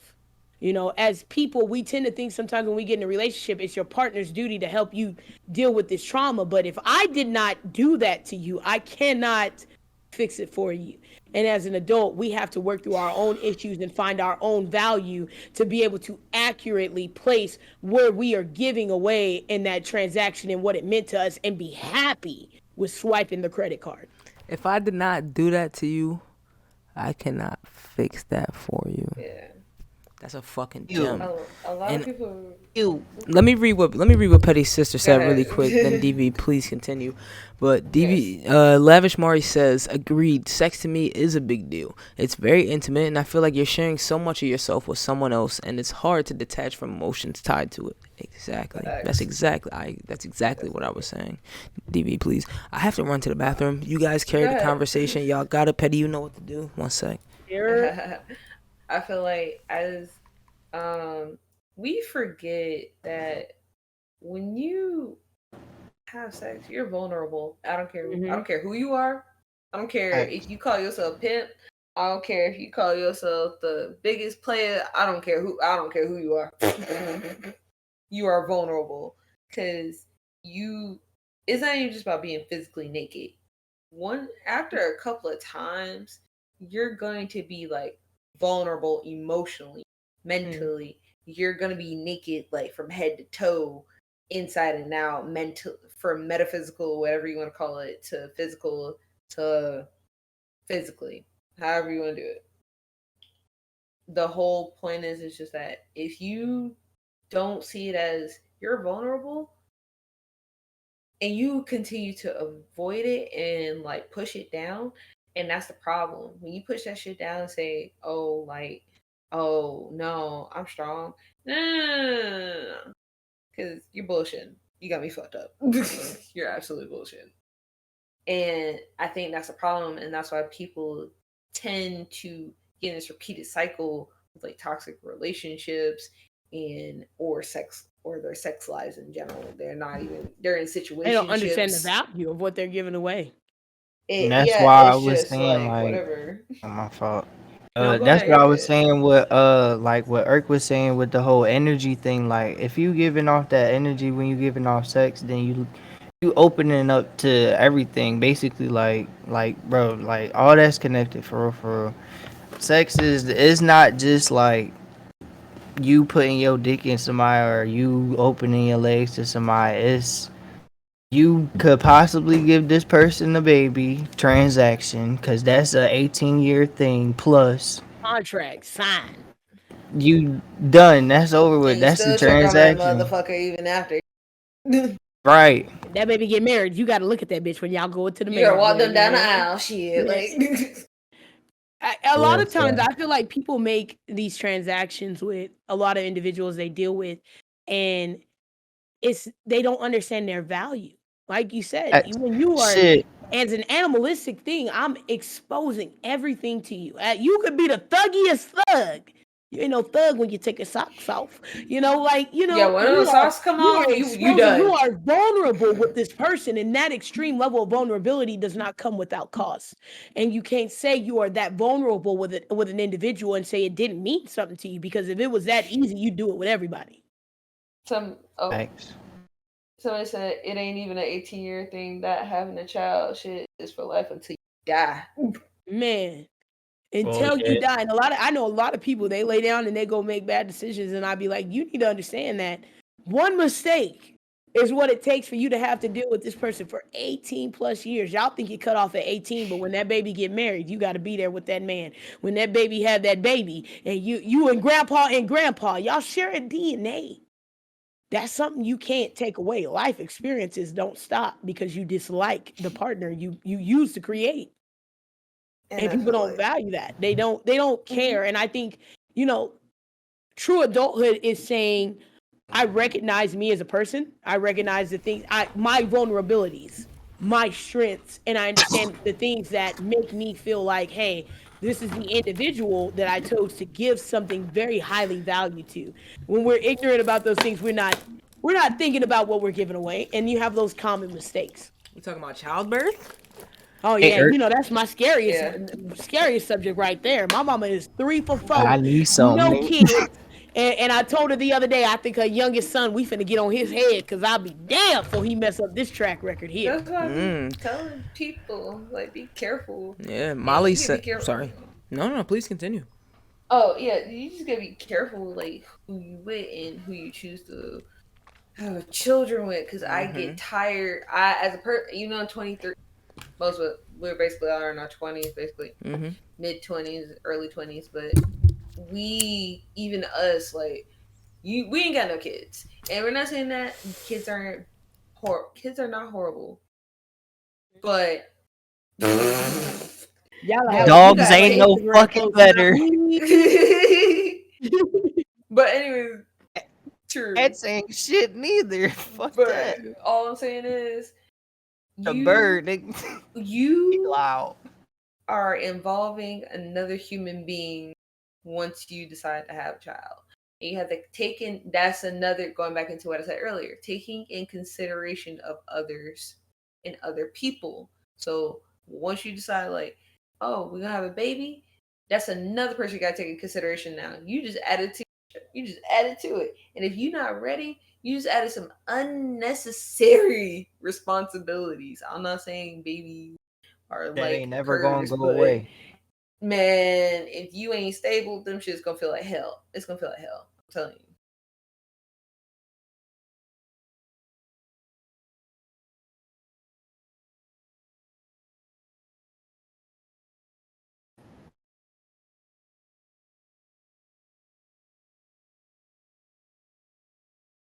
I agree. I heavily agree. So let me ask you this question, because I hear a lot of people who say this: do you need to wear a condom to have good sex? I hear a No. lot of people have You kids can. because they are willing to say that sex Sorry, without a Molly, I just condom is read your so much questions. My better. mom had And my little that, brother and sister on birth control. oh, that's scary. Don't tell me that. But I legit know a lot of people who they are willing to risk it for the biscuit because they feel like good sex has to happen without a condom. And No. I'm one of those people of the belief. I couldn't tell you. We pulling Jimmy hats out about this bitch. You'd be damned for you had me strapped up. You ain't finna lock me down. Dude, But what and did Ray J say? You ain't finna tie me down. Like, The new boy. that's my Yep. thing. If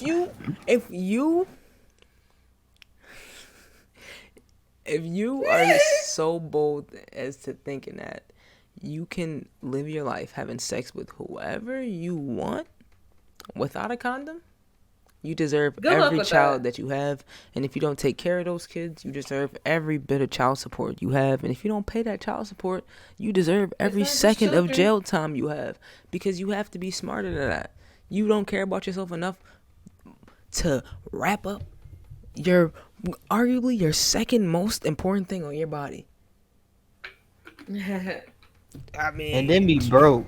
you tell and me then it's my y'all be, most then important y'all thing. be Then be motherfucking broke. broke. Y'all be broke. Declining. Y'all be broke. How you Yo, wanna? How Y'all you be broke with broke. 10 kids? You ain't got no bill. You ain't got no job. Broke. You ain't got no money. You barely eat yourself, and you trying to feed another mouth. Do you know how expensive Broke. formula is? No Every time I think savings. about risking it for the biscuit, I think about the price of formula and the fact that we in a formula Hold shortage. on. You One more put thing. thought to that? It's not even just They I y'all cost. do. be y'all I be do. I broke. have a lot of Think friends who about it. have babies, and Appreciate as a you sharing. woman, I'm going to tell you something. Baby fever is real. If you Oh think that yeah. It's real as we hell. don't see children and be like the innate like adaptation in you, the like fucking Einstein in you, don't be like, bro, I need to. That baby is cute. I am the most child adverse woman in America, but I see a cute infant, and I'll be like, oh, come here. That's how Oh, my this is girl cute. is. This is cute. This is Oh, my cute. But you know what I ovaries. start thinking as soon as I get to picking that baby up? Oh, you finna cry. Imagine if I couldn't just give you back to your mama. Imagine if I had to deal with you crying like this at 2 a.m. Here you go. I'm good. Yeah. That was cute. And I think But about repercussions all the time. another thing y'all need to take into consideration is STDs. Y'all forget they exist. Y'all It's just not think just they your don't exist mainstream no more. ones. There are plenty of STDs you can catch that don't just stick with you for life. There he go. When your coochie hollering, Or yo, What? burning. you gonna be like, Coochie hollering. I've heard some things. As a manager in the food industry, I've gotten a plethora of doctor's notes. And because you be like, this bitch lying, you have And checked then up on even those if you doctor's notes, do, if and you you still have found normal out that they life, were in just fact be not honest. lying. Facts. If you get STDs because you don't wrap it up, you just dirty, and you deserve it. You're just dirty. Wait, hold on. If you have there's sex, some circumstances. if you have sex without a condom, and you get have a STDs, variety of you multiple deserve partners it. on some wild shit. You deserve it. On some You wild deserve shit. it. And we all know one girl who was out there, or one man. 'Cause I know some of y'all dudes, y'all don't want to talk about it because let's be real, a lot of STDs and men do not show themselves the way they show in women. And I know a Facts. lot of you dirty dick niggas. You gonna have to bleep that one for YouTube, Irk. I ain't bleeping I shit. I know a lot of you dirty dick niggas who run around here because you ain't burning. But I know two or three bitches that dealt with you that's burning. You just ain't Okay, saying. you just ain't saying nothing. Yo, Syrup, thank you for the tab. Some Molly, women appreciate have you. the more courage to say, at least The last thing y'all I gotta know worry some more about women popping have out the a more courage to talk about it Cornwall. than men do. Because men be so ashamed, like, oh, it's the end of the world. No, maybe if you be honest, you would be. Well, that's the thing. It's easier to be honest about STDs as a woman than it is as a man. Like as a woman, like But they should there's a practice lot. that. Well, yeah, but you know what I'm saying. Like if we're just speaking as to why, like you know what I'm saying, like it's more known in the you know what I'm saying in the female community versus the male community in regards to like STDs. Like niggas can't even say I Bless you. just cried yesterday about my dead grandma without niggas being like, damn you was crying.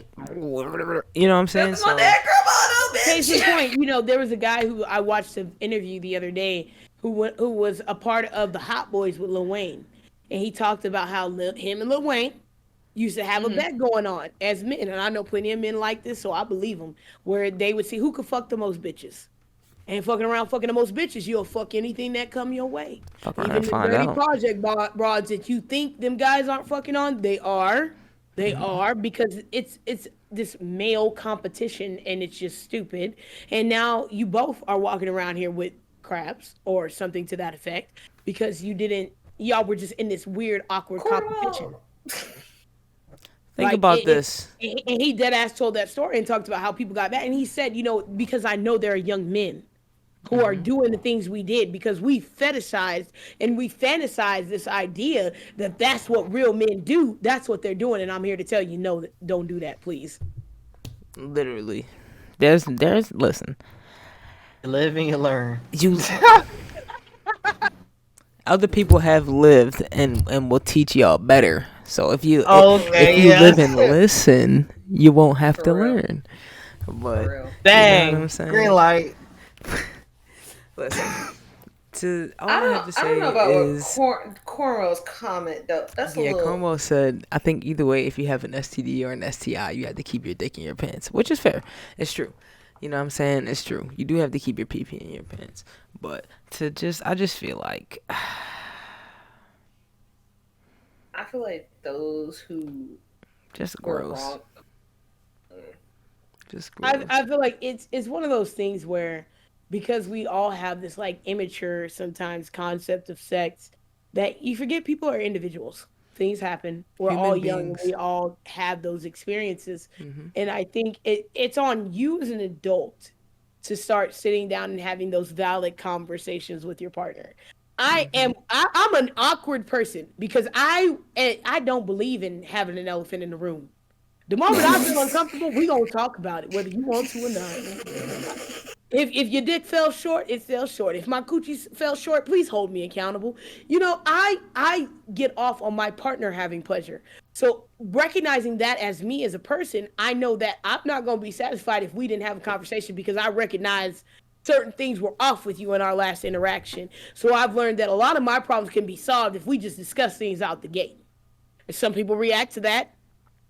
Some very well, some not so well. The guys who react not so well already, I know you too immature to lay in the bed with me. Yeah. And I'm kind Yo, of turned off Lex. at that point. I didn't want to Yeah. give you no I cookie agree. Yeah. Molly says also motherfuckers watch too much porn and sets an unrealistic standard. Izzy and Hey, I were man, just y'all talking stop about this watching the other Pornhub. day. It's lying to you. It's It's a goddamn lie. what I lying. will say is stop watching Pornhub and going as Okay, You as better a off reading white Kama man, Sutra. don't watch The black categories porn. are not and real. Exactly. As a white man, don't watch black porn and look at your small teeter and go, damn, why is my shit not 14 inches like the Mandingo on the front page? Please don't. Because That he's shit pumping fake. his shit, bro. Like he's pumping.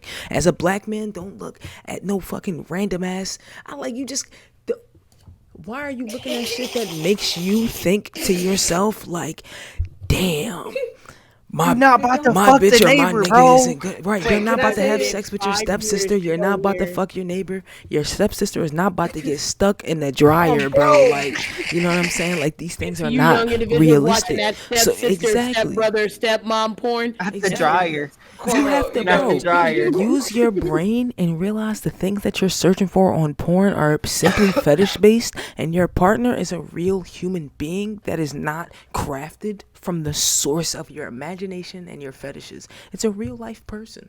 You know what I'm saying? You can watch porn and enjoy a Porn multitude is of an categories. organization. Yeah, like you on, can wait. watch porn and enjoy a This multitude is of a categories business. without watching porn and feeling like you have to like subject your partner to what you fetishize when you want to bust a quick nut, not when what you fetishize on a normal basis, because you don't fetishize that for real. If you had everything that you searched up on Pornhub, bro, the person before you would be fucking disgusting. But y'all don't think about that type of stuff. Y'all think about the bitch I watched last night had a crazy ass. That bitch probably unstable. We're not finna go into Oh, fetishization. We woo in the chat. We woo in the chat. Are watching woman on telling woman porn, but we're not gonna talk about the gay conversation on that. Okay, we're not gonna go there. Cor- We're not gonna go You there. don't Some of even y'all like have some of these women. unrealistic expectations, and you're watching this actress who made $10,000 to do this And fake it the whole Barely. time. and faked it for all 10 G's. Because I'm gonna tell you this, Exactly. Oh, this Lolex. don't do shit. They This don't right do here a ain't no damn thing. reflection. Me, look at my Oh, wrist, stiff man. with a bitch. Karen, get in the chat. So that this didn't do shit. They be Quit like, bringing that to the table.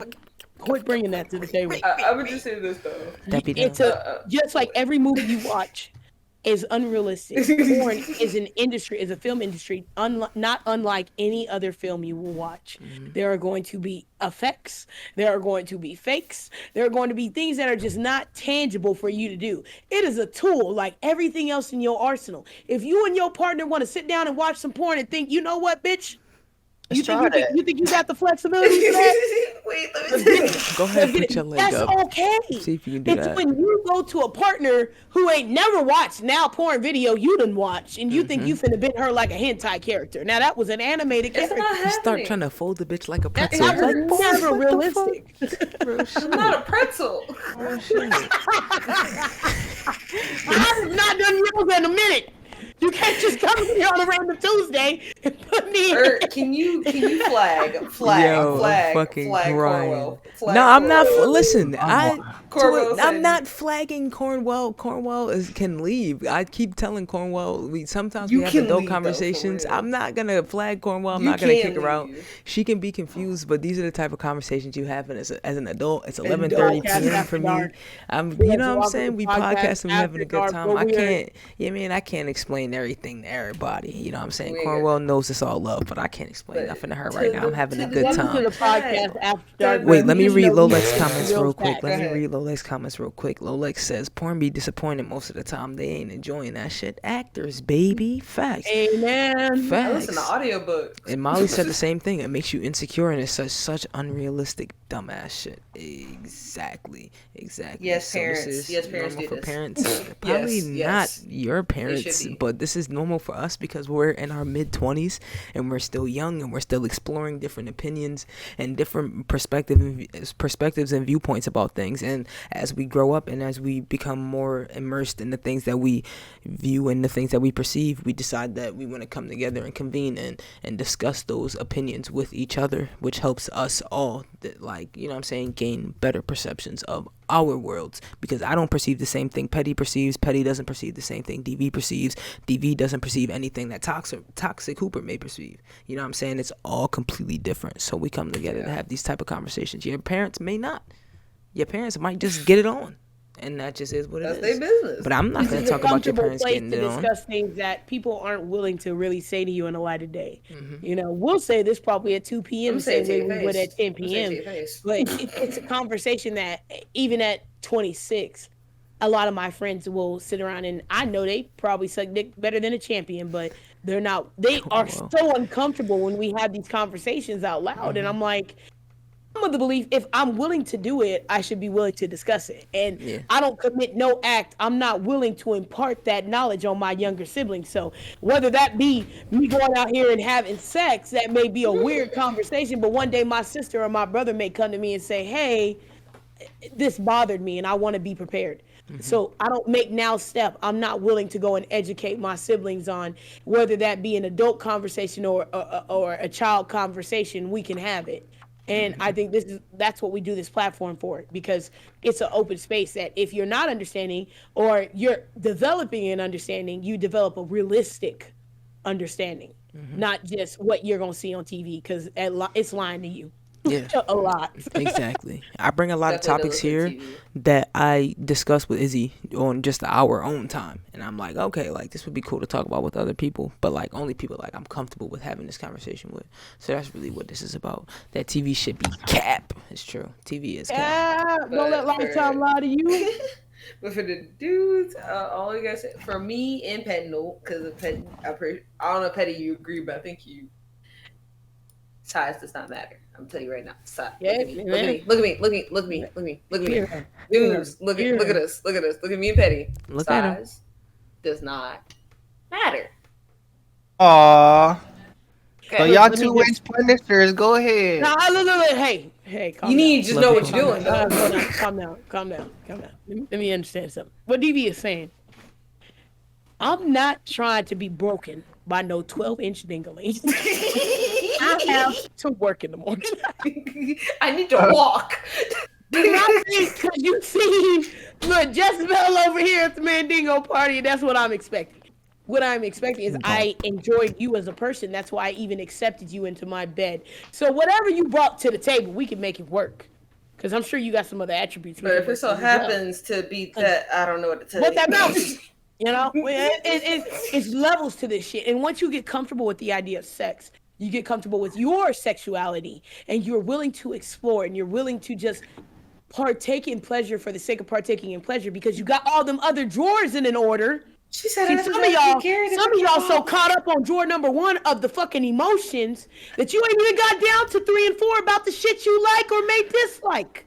Yeah. Once you let all that other shit from society go and you are partaking in sex, and you know you can do this thing for the pleasure of the pleasure and not worry about what's going to happen after you guys get up in the bed, you can really have fun. And you discover it's more than just if that nigga had a 10-inch dick that could knock your walls off, because some of you bitches ain't got no walls and still ain't enjoyed your good time. It don't be Because it you don't was be, more worried about if he was going to keep you after he got up out.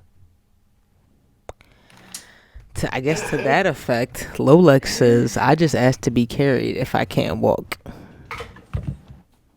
To which I have no response. I just wanted y'all to hear it because maybe y'all. She muted herself.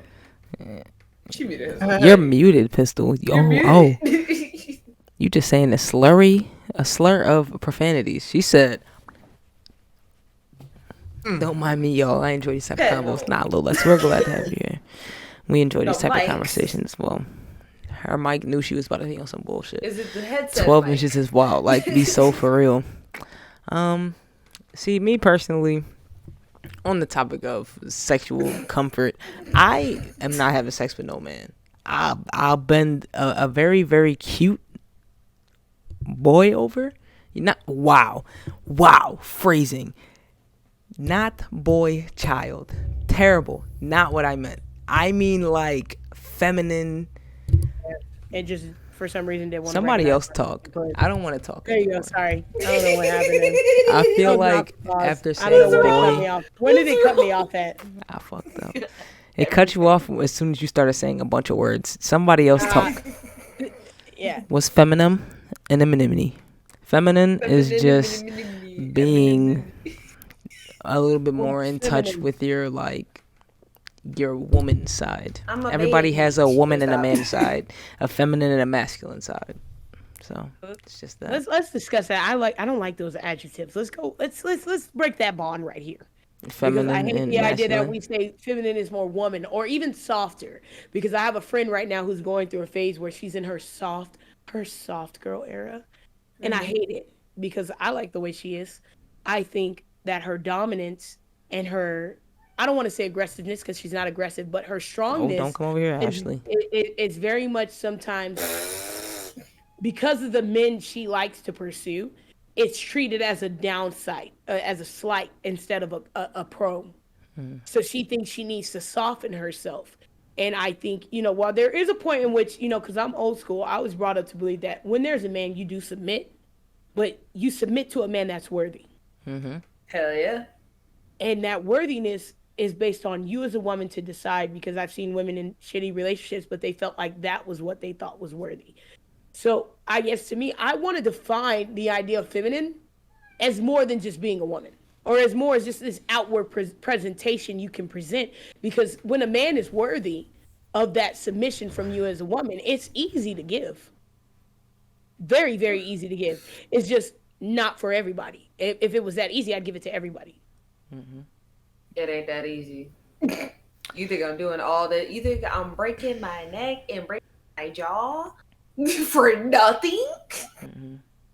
Let's be real. Since we're gonna talk about it, we're gonna talk about it. You want me to go down on you? You think I'm gonna break my jaw for nothing, nigga? I'm not saying up I did front. that because I wanted to, not It because don't I mean you had gotta to. pay. It don't mean like money offer. And when I say offer, it means like you offer without me asking. I'm not.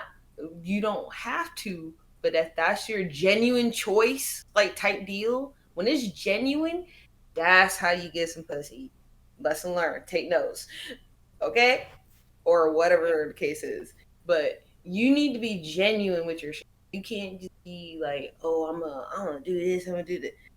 Honestly, I think the whole being like flued out and the whole like, buy you a bag type of thing, that's played out for me. And I don't even think I really liked it. I only like money if I want to travel to like Japan, somewhere I Fly me know out. it's meaningful. Meaningful to Fly me me though. out. Not no I'm with Please. you, and y'all know I'm Buy money me a hungry. bag, I'm of the belief please. that while you can fly me out, I will turn you down if you think flying me out means that your money can buy me, because you are not offering me nothing I can't buy myself. I buy my own goddamn plane ticket. Fly And me. do. Just buy my ticket. I'll do everything else. Fly me And out. do. Buy my I think bag. I'll do everything else. Please. you know, like The DB said, the tickets and the idea. bag. Please. Just please. One Louis V. One Louis V. One little One Birkin. Louis V. What One little happened? one little custom What Telfar. Birkin. happened? One One little custom Birkin. Telfar. That's all. We were supposed to be But strong, Alright. independent. One no, little like Telfar. Okay. I get Alright. where DV's coming from, where she says the idea that we as women sometimes fantasize the idea of this man who flew me out. He bought me a couple Birkins. He did this, that, and the third. Ask yourself, is what he did for you any different than what he's done for You anyone? devalue yourself in a Yes. sense. And I want like something different. Chrissy with Blueface. That shit. That's what I was about to tell. All right, That's what I was wait. about to Before bring we up. segue, let me I'm read a sorry. few comments in the chat. Go ahead. Lavish Mari says, facts. You bought a plane ticket, not the kitty. Bingo. You definitely did Amen. not buy the kitty. You can never buy the Amen. kitty. Just the ticket. Cornwall says, we use big words. Cornwall, when you get older, you'll understand more. She also says, I'll never get in a serious relationship with a man. See my mom with men, and I don't. Yeah, I mean, a lot of our parents set the standard for what we feel we will and will not accept in a relationship, so it makes sense that you feel that way, Cornwell. Lavish Mari also says, I'm trying to obtain a more dominant feminine personality, if that makes sense, I guess. Yeah. It does. And as your sister, I'm going to tell you this. A dominant feminine personality, Tamari, for you is being yourself. You are very much in tune with yourself. Don't lose that. Don't ever lose. As a woman, we so rarely are as in tune with ourselves. I harbor this in my sister, and I may give her grief for it sometimes because I don't want her head to get too big, but she has this innate ability to value herself very highly that I haven't seen in her generation before, and I covet that in her. I try to keep her head level, but at the same time I covet that value she has in herself, that she does not need anyone else's approval. She You does hear not this? need the world to approve of what she does, as long as she is doing what a person in society should do, which is paying her bills and taking care of herself and not causing harm to others. And dominance comes in your surety in yourself. When you know what you want, you know what you expect of others, and you know what you're willing to take and what you're not willing to take, you have dominance, because there are a lot of people who will swallow things that are beneath them, or take things that they shouldn't, because they feel like that's respectable, and it's not. Dominance isn't going in there and bullying the room. It's just being confident in yourself. I call it justifiably being confident. Know your abilities, know the scope of your abilities, and know your weaknesses, and hone those weaknesses, and strive to always be better. You are dominant right there. Can I Boom. add to that? As somebody who has seen, because me and Petty are basically tomboys. Even though I wear a dress though. That's the thing. You got the But dress, I got it's the not pants. exactly. I'm still a tomboy. Like no matter what, my undercut. I got an undercut. Like all, but I will be if I feel like being soft. I will. But however, that it took me a long time to figure out what I wanted to do as far as how I wanted to dress, and because I was like, oh, you dressing like you look like a knight, and I didn't know how to take that, and it was just like I'm wearing like pants, some of them were ripped jeans, and then I'm wearing a flannel, and then I'm wearing a shirt, and then I'm wearing a beanie in my head. I'm wearing some Converses. How?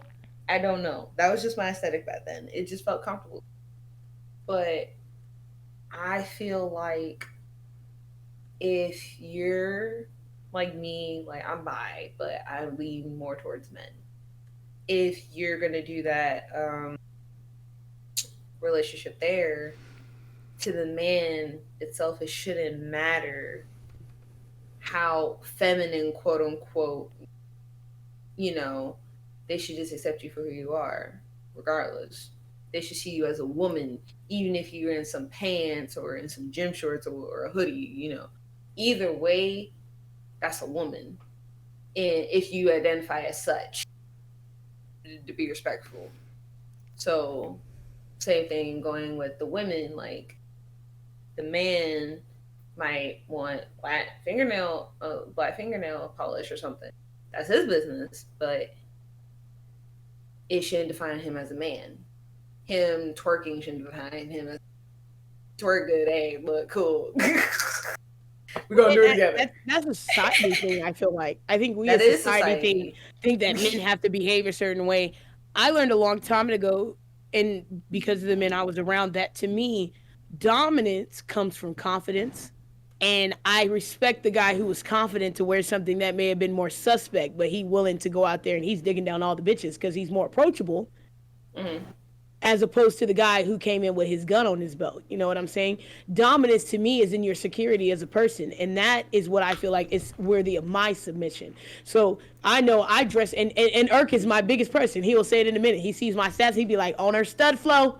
In her stud era, because I'm a tomboy. I'm gonna wear my sweats. I'm gonna wear my Nikes. I'm gonna wear my Jordans. I'm busting out the men's watch. I'm busting out gold Cuban links. That's what I do. That's what I like. But I tell you what, when a man comes around, I don't have to force feminism. I don't have to force that soft side. It willingly comes out. I want to show my ass a little bit because it's just for him. It's not for Let's look at everybody. these jeans As today, me, as me and the woman that I am, because of the way I move, that part of me is something that I covet for someone I choose to let in. And when I feel like you are worthy enough to see that side of me, boy, I'll make you grits and pancakes and breakfast. I'll make you cream of wheat. I'll make you summer sausage. I'll make you bacon. I'll come in here and iron press your clothes. Baby, what you need to get up No, for work. I am I'll do it pressing all clothes. like an old school 1960s grandmother, because that's what I was raised to do. But I learned, because I saw so many women who that was taken advantage of, and I see so many women who will give that to a man, and he's never made any steps that's what he wanted. And then when he taking advantage of it, but he don't want to wife you, now it's a problem. I learned I'm not gonna give that to somebody that don't want it.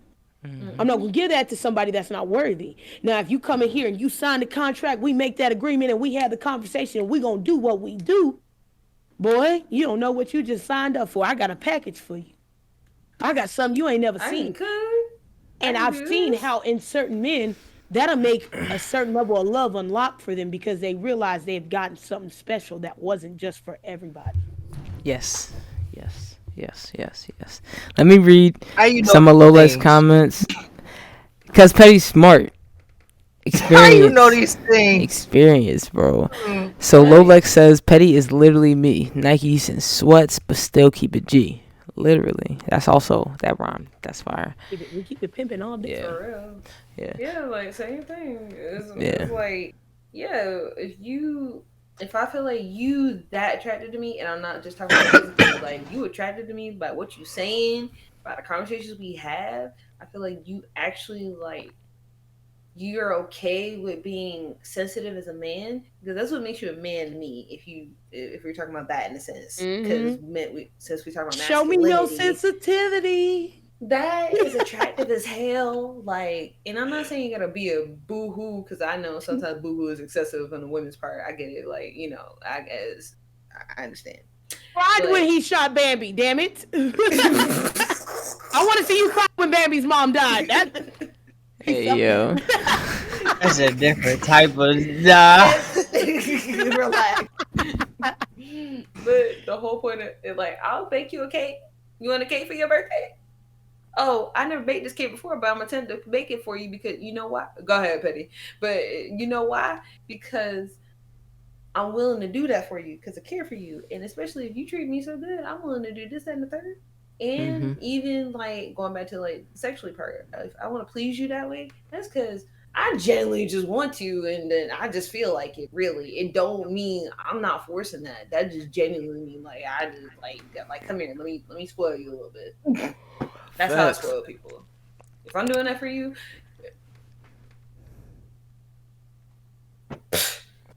Yeah. Molly says a man is scared to show that. A lot of women use it against us and make us feel even worse about it. And Lavish Mari says, yeah, that nonchalant shit, it's a turnoff. exactly. Don't be Yeah. nonchalant. Don't be trying to act like a G. You better cry a little bit. Yeah. You better sniffle a little bit. Do a little something. A Real little shit. something. Yeah. But I Izzy feel and like I, women, we do the same thing. yeah. Izzy and I talk a lot about how when it comes to stereotypes, everybody is a perpetrator. You know what I'm saying? If you're a woman who perpetuates the idea that men ain't shit, but you also do not ever give men the opportunity to be themselves and have that opportunity to reflect and change and be a man who is shit. You know what I'm saying? Like you're a perpetuator of all of the stereotypes that you're also simultaneously trying to run away from. You know what I'm saying? Like you have to be you can't be mad that men aren't open and men aren't expressive and men aren't if like you know what I'm saying always Sometimes we don't know how to show it. there's no there you wouldn't know how to show it like that's what Molly is saying. You know what I'm saying? If nobody's giving you that opportunity to have that experience and be able to experience those the full range and depth of those types of experiences, then like you know what I'm saying, like it'd be way easier for men to be more open and less nonchalant about a wide variety of Bitches things. ain't shit, but On the woman hoes. too. I know a lot of women who they want a man that's sensitive, but then when your man gets sensitive, they got a lot of shit to say. Now he's a bitch. Now you're You mad know, because he's upset and he's yeah, sensitive. yeah. You have to understand that I try to because I have brothers, and I try to be an example of what an understanding woman is. I try to say, understand the traumas of your modern black man. If you like black men, for example, you need to understand a lot of the traumas of your black man. If you And then love you black can people, you need understand to your understand it. man a whole lot differently. He can't just cry, and you know why he can't just cry, but you know he hurting. Acknowledge his hurt and let him know it's okay to be hurt. Start opening up a platform for him to actually express his feelings. And even when those feelings come out and they're not what you expect, because a lot of us women think that when we open that platform for men, they gonna come in here boo-hooing, crying in our arms. No, they're not. This man has been championed by hardships. He has been built by fire, and he's been built by violence and anger. He gonna come in here angry, and if you are not equipped to weather that storm with him, you shouldn't have opened that can of worms. You should have left that for the trained professional, a therapist. Recommend something to him. But you cannot expect this man who has been emotionally cut off his whole life to suddenly come in here and give you everything. And don't be surprised when he give you everything. It's not what you imagined. But And I I got a quit. I got a real quick, question. I do feel like Go to ahead. that same regard, we need to stop cultivating that the idea that just because our black men are sheltered and our black men are in pain and they are hurting, which is absolutely 100% true, and we absolutely do know why, that they can I agree. continuously move with like unfiltered aggression towards their black women. Because what space would black women have to allow black men to be open if black men are consistently acting with that same level of aggression towards the black women who they seek safe spaces within? You know what I'm saying? Like it all goes back and forth. Black women will not let black men have space if black men are not going sitting within themselves and going, damn. Like I have many black men friends who on both sides do both. I have shout out to Quan. He every single day I see him posting something in intrinsic where it's like, yeah, like I used to do woo woo woo, but now I'm trying to learn how to through my own thought process and through my own hard work and my own actions, you know what I'm saying, become a better person for myself and my whatever the case may be. And it's always a consistent, you know what I'm saying, like always a consistent like foot forward toward trying to be a man, like a black man who a black woman would want to give that safe space to. And I feel like we are consistently giving our black men a pass to be the worst version of themselves because we understand the trauma that has been inflicted upon them, as if black women are not also undergoing the same level of trauma that they are. And a lot of Right. black women are not giving themselves that same pass. A lot of black women will go, okay, our black men are traumatized and they're in pain and they're woo woo. But when it comes down to how black men are treating them, they do not give themselves that same, okay, I've been through this amount of trauma and woo woo woo. You know what I'm saying? So it becomes something where on both levels we're just not we're not respecting each other, period, because we're not getting respect from anybody else. And there's no looking into ourselves and going, damn, like how can I change this about myself and how I perceive the things around me. And I think that's really troublesome, like really I had to troublesome. learn Oh, yeah. that. I had to learn that, yeah, because I didn't. Hmm. I had to start respecting like men's emotions. I was. I now admit I'm still learning like not to be so harsh with feelings, but at the same time, what if not that? And that's why I said I had a question. Like, if you offer that space, like you can cry here, you can tell me if something's wrong. Like, if you offer it and then you know it's like, nah, I'm not going to, but then they tell you, but they want to be with you type shit. I think that's a little contradicting because it just don't make no sense. I think that it's not that they don't want to be with you, it's that they don't understand how to. You know what I'm saying? A lot of men and a lot of women too, obviously, but a lot of men see the relevance and see the foundation within a relationship, but do not understand how to cultivate that. But know that you understand how to cultivate that and need you to meet him in the middle and teach him how to cultivate it so he can understand how to cultivate that relationship with you. It's a lot of black men do not have a lot of relationship understanding, so they don't know how to consistently keep a relationship going. They don't understand that, okay, just because your girlfriend is happy now, she won't be happy in 6 months, and that doesn't mean that you did something wrong. It means that your relationship is growing, so now you have to alter how you handle the relationship problems that you're having. A lot of men don't grow up with that type of understanding, so they need the woman that they're going to be with to teach them that. And a lot of men just do not understand how to say that. I think about this a lot and I talk about this a lot. A lot of black men do not have that level of articulation that a lot of black women have. And that's because a lot of black men are not raised to speak their minds. They're not raised to understand how to articulate the things that they're feeling and the things that they're thinking. Black women are because they need to be vocal. A lot of black men aren't because they need to be stifled. So it's just that level of understanding is just not there. You know what I'm saying, in that regard, relationship wise. As a black community, I feel like sometimes we sit as men and women on two really steep extremes, Hmm. and it clouds us to the other person's life. if that makes sense. You can love someone and you can be in love with the idea of someone. And I think realistically, every human being is in love with the idea of love. We're in love with the idea of Yes. having that soulmate, of Yes. having that bond, of someone you feel like is going to carry you with you through life. And when you are in love with that idea, you are willing to negate so many factors in a person that may not Yes. necessarily make y'all compatible. And you champion the few things y'all have that do make y'all compatible. And it convolutes those lines between allowance for what is good for me and what am I taking just for the team. Is this Yeah. me being a good woman or being a good man and standing by my partner? And is this me being, A am I scapegoat. giving too much in myself and being a scapegoat and being the reasoning?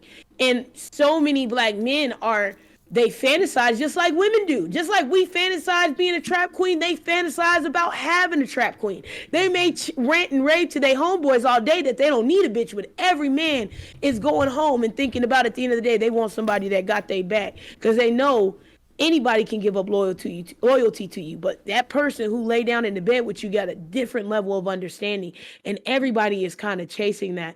And what society has taught us versus what we as black people in the community with our traumas on both end are having to decipher when we meet in the middle, it's a whole lot. And a lot of times you find a lot of black men who, like I said, they have the idea, just like women do, of this idea of a relationship, but it's very scary when you realize what exactly goes involved into that. The level of Exactly. vulnerability that goes into a relationship is very scary for a man. And some of them react in different ways, and that's no excuse for their reactions, but it's up to you as a woman to decide whether he is at the level and the maturity and he's emotionally recognized things in himself to not just be in love with the idea but to be in love with you. It's very easy to go in there and give something to someone who didn't have it before, and we don't realize that sometimes when you're giving love to an individual who's never received genuine love, that shit's addicting. That shit's hard to let go, and if you're a genuinely good person, it's hard to tell that person I don't need that. The hardest thing you can do as a person who's in that situation is to tell that individual that, yes, while I love you, I am not good and I need to let you go. And it hurts them, but what'll hurt them more is if you drag them through the mud for 6 months while you try to get your shit figured out. Years. Years. You won't get that back. But you'll have peace of mind when he told you, hey, it's me. I got to go get this shit figured out.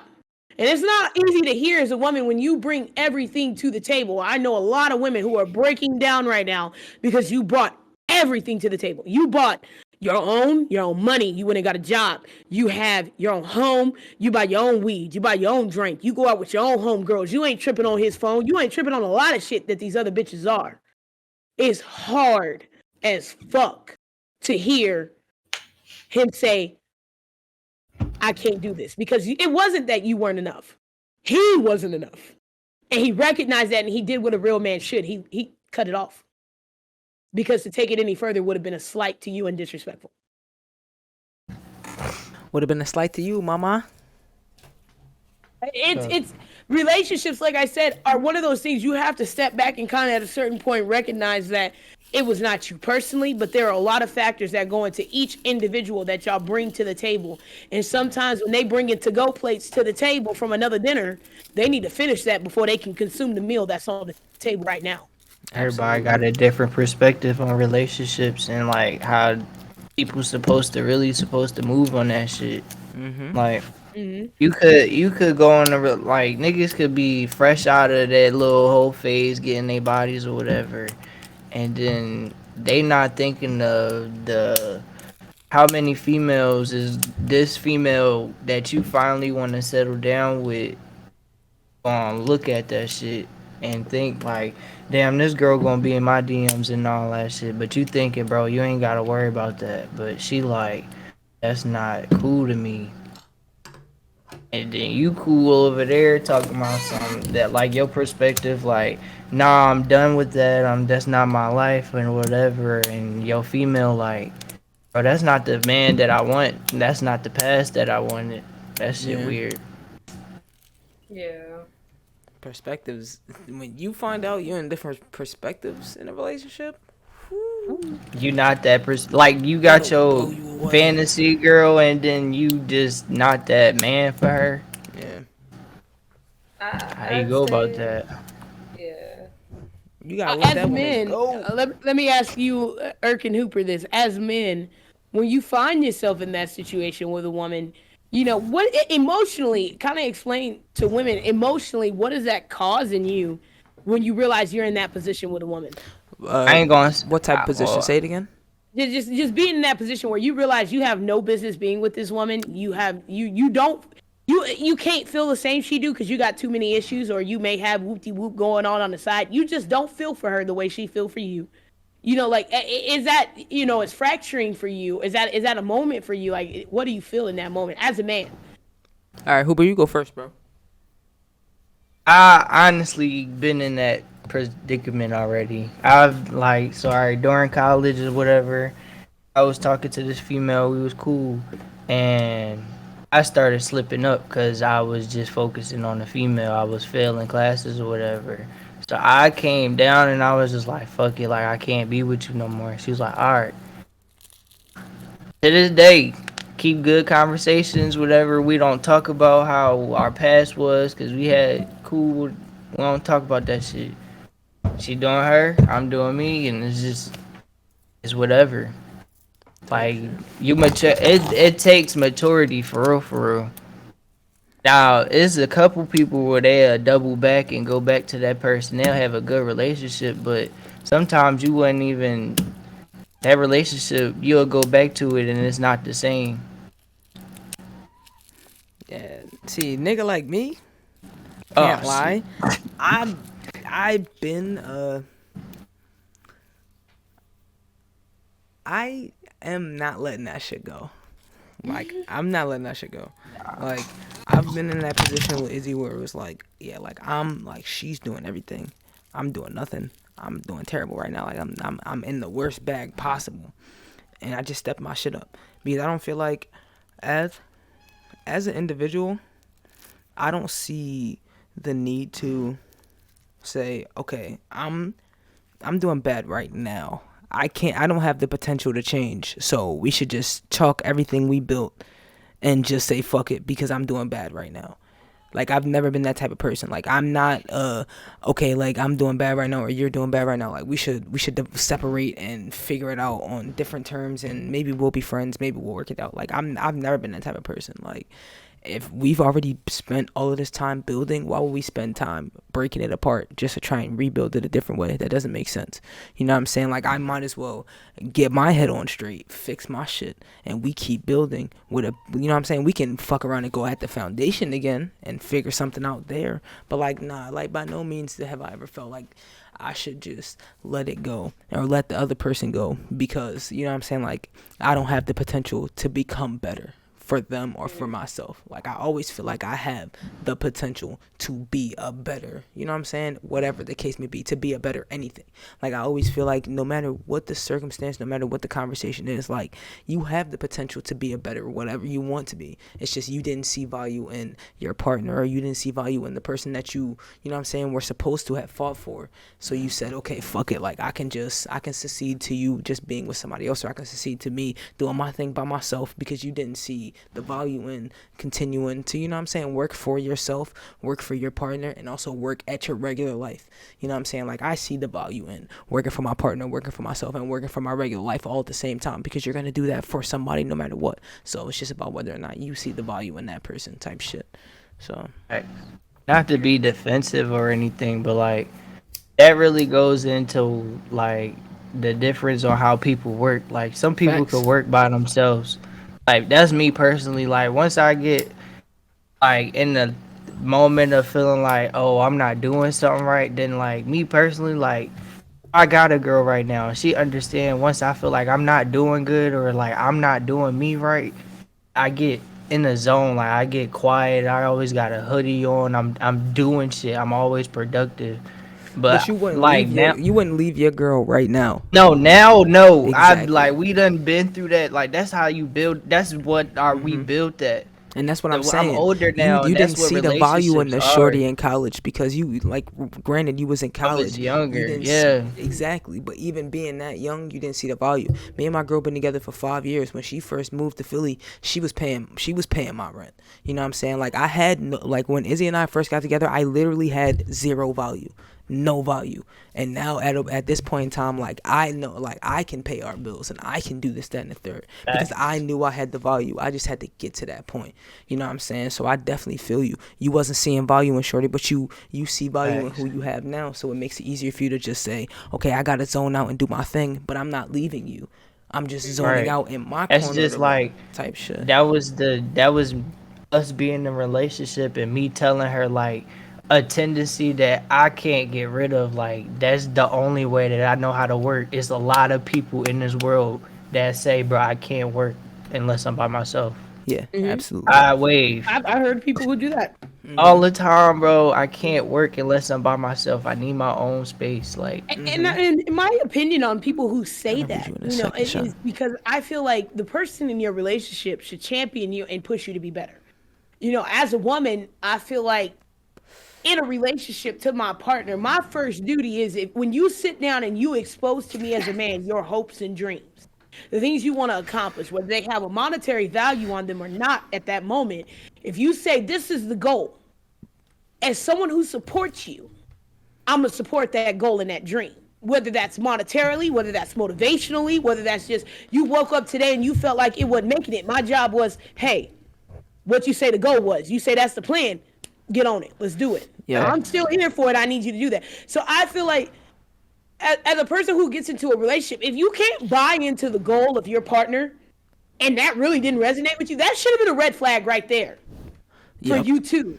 It's Because not always about the buying in though. Not not not even like buying in. I'm not saying monetarily, Oh, I'm just sorry. I'm monetarily. sorry. I'm Then saying yeah, like spiritually. If you say I got you. My fault.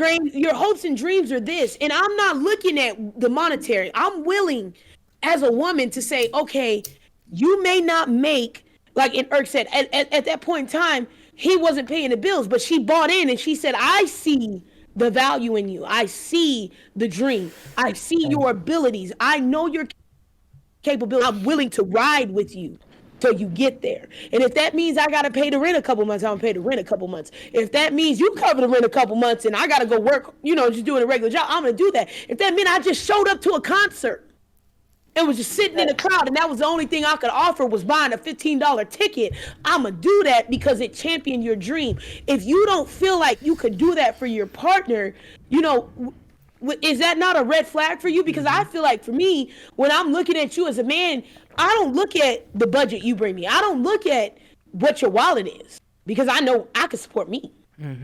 I'm not worried about you paying for me because I can do that myself. If right. I was worried about you doing that, I did that months ago. You know, I want to see what your longevity is. I want to know your goals. I want to know your dreams. I want to know what you're trying to do at 40. What is your retirement plan? Or if you're not trying to retire, why are you so in love with this subject that you're willing to do it till the day you die? And when I see your passion and I see how much you vibe with that, it sparks something in me. I have a passion for it all of a sudden. I may not know shit, but I'm suddenly going to pick up a book because I want to be able to help you if I can. Even if it's just you wanting to rant to me at night, I'm willing to hear that because I don't give a fuck about a rant if I don't care about you. Yeah. Listen, I'll tell you what. I spend 40 minutes ranting about how much I love the Cooligans, and Izzy will listen to every word. Get you, get you somebody who will listen to every word, for real. So I felt like your partner, in a sense, is kind of like if I was a king or a queen and I was looking to my counsel, you my first immediate counsel because I trust your Exactly. word. We so in tune, even if we not necessarily on the same subject, I trust your word because I trust your opinion. I trust your experience. I trust the value of what you say to me. It holds weight and it determines how I move because I know me and you, we here. Intrinsically, we want the same thing. So I know you're not telling me nothing out of falsehood. You telling me it because you want to grow the empire with me. And I want to be able to put that trust in my partner. If I can't do that, then you are not a partner. You are one of my hoes. Yeah, you just one of them. Yeah. Real shit. You one of those. I let off steam with you. Real shit. Let me read a few comments real quick. Yeah. Molly said, Petty is just spin. JF, holy bro. DJ Sensei Shun says Cooligans are dope. We appreciate you, gang. We really do. I appreciate you stopping by, bro. He also said in reference to previous conversation, he said that feel for you is a conversation he's had many times, and it's a hard combo for people in the relationship. Facts. It is a hard conversation to have. Like, how are we feeling? Like, what's going on with what we've got going on? It's a hard one. It is a hard one. We are Team Petty over here. It's a reason why she has the number 2 spot on the podcast. There is an absolute reason why she has that spot. She's earned it, and she continues to earn it. So, yeah. I just be sitting from my heart. And if you tell Exactly. me, I really, I talk on this podcast for my family and for my friends because I feel like we sit up and we have these conversations in Discords and party chats all the time and game chats. These are regular conversations that if you tune into DeadViolets, Toxic Hooper, or Big Irk in the building, you don't hear these conversations on a daily. But I love when we sit down as a group and this is all we do. We just talk and we voice. It's not about whose opinion is right. It's about expanding each other's minds. Exactly. And that's what basically what Sensei Shun just said. He said he likes that we're talking about this. A lot of people try to figure it out alone and fail. And that is why I like to have these conversations, because it's something that you should, it hurts to have these conversations with yourself to no audience. You know what I'm saying? Like, it's rough to have conversations that pertain to you and the things you perceive and the person around you that you spend all your time with, that you perceive a lot, and not have anyone to openly like discuss those perceptions with, because then you start to feel like nobody can resonate with you, and then you start to harbor a lot of resentment and a lot of anger and a lot of frustration because you have nobody to release that with. And we're not about that. Black people in the community, all 4 of us, raise your hand if you've seen more healthy relationships than you've seen toxic relationships. How many of us have seen more toxicity in a relationship than we have healthiness? For sure. And it's so hard as an individual to sit with yourself with all this information at night that you got to come to your brothers and your sisters and have these conversations and feel like you're normal and you're not crazy. We as friends champion when your friend comes to you and says something negative about their partner. We be quick. He ain't shit. She ain't shit. I told you. I am the opposite. If you as a friend come to me and say, this is the person you have chosen to live your life with, you love this person, and I physically see they make you better, I don't give a damn what you come tell me. You could tell me that nigga short of beating you, I'm be like, go cool off and come back and talk to me, and then I'm gonna tell you why you need to go apologize. They probably ain't even mean it that way. You should, yeah. They heard it, but I'm that person. I'd be like, well, maybe she didn't mean it that way, and you was just upset. Because I know how you is when you upset. We as friends, sometimes we do not, and I see this in the Black women community so much, we do not champion when our brothers are doing good. I love them TikTok memes where you see it where hey, like everybody, when your men's are all acting good and everybody is quiet and just eating dinner. I love it. Let's go to dinner and just be quiet for 30 minutes and enjoy the meal because nobody's man was acting up. Because that's how it should be. I want to hear about the good things he did, not just the shitty things he did. Just to piggyback off that though, Petty, like like me and Petty, like when I met Petty, and then we started talking. Hey, BB. Sorry, it's a dog, but it's just like, his ass going in the fucking cage. But when me and Petty be talking, I be talking to Petty one-on-one. Cause I know when I go to Petty about something, she not gonna judge me, and she not gonna be like, she don't look for red flags. And I think I got used with people who were my friends at the time who were red flags automatically. Like, nah, there's something wrong. No, I'd be like, you know what, Petty, this was actually good, or this actually felt better this time, or you know, I actually like got a little bit more comfortable. She be like, I'm proud of you, like, yeah.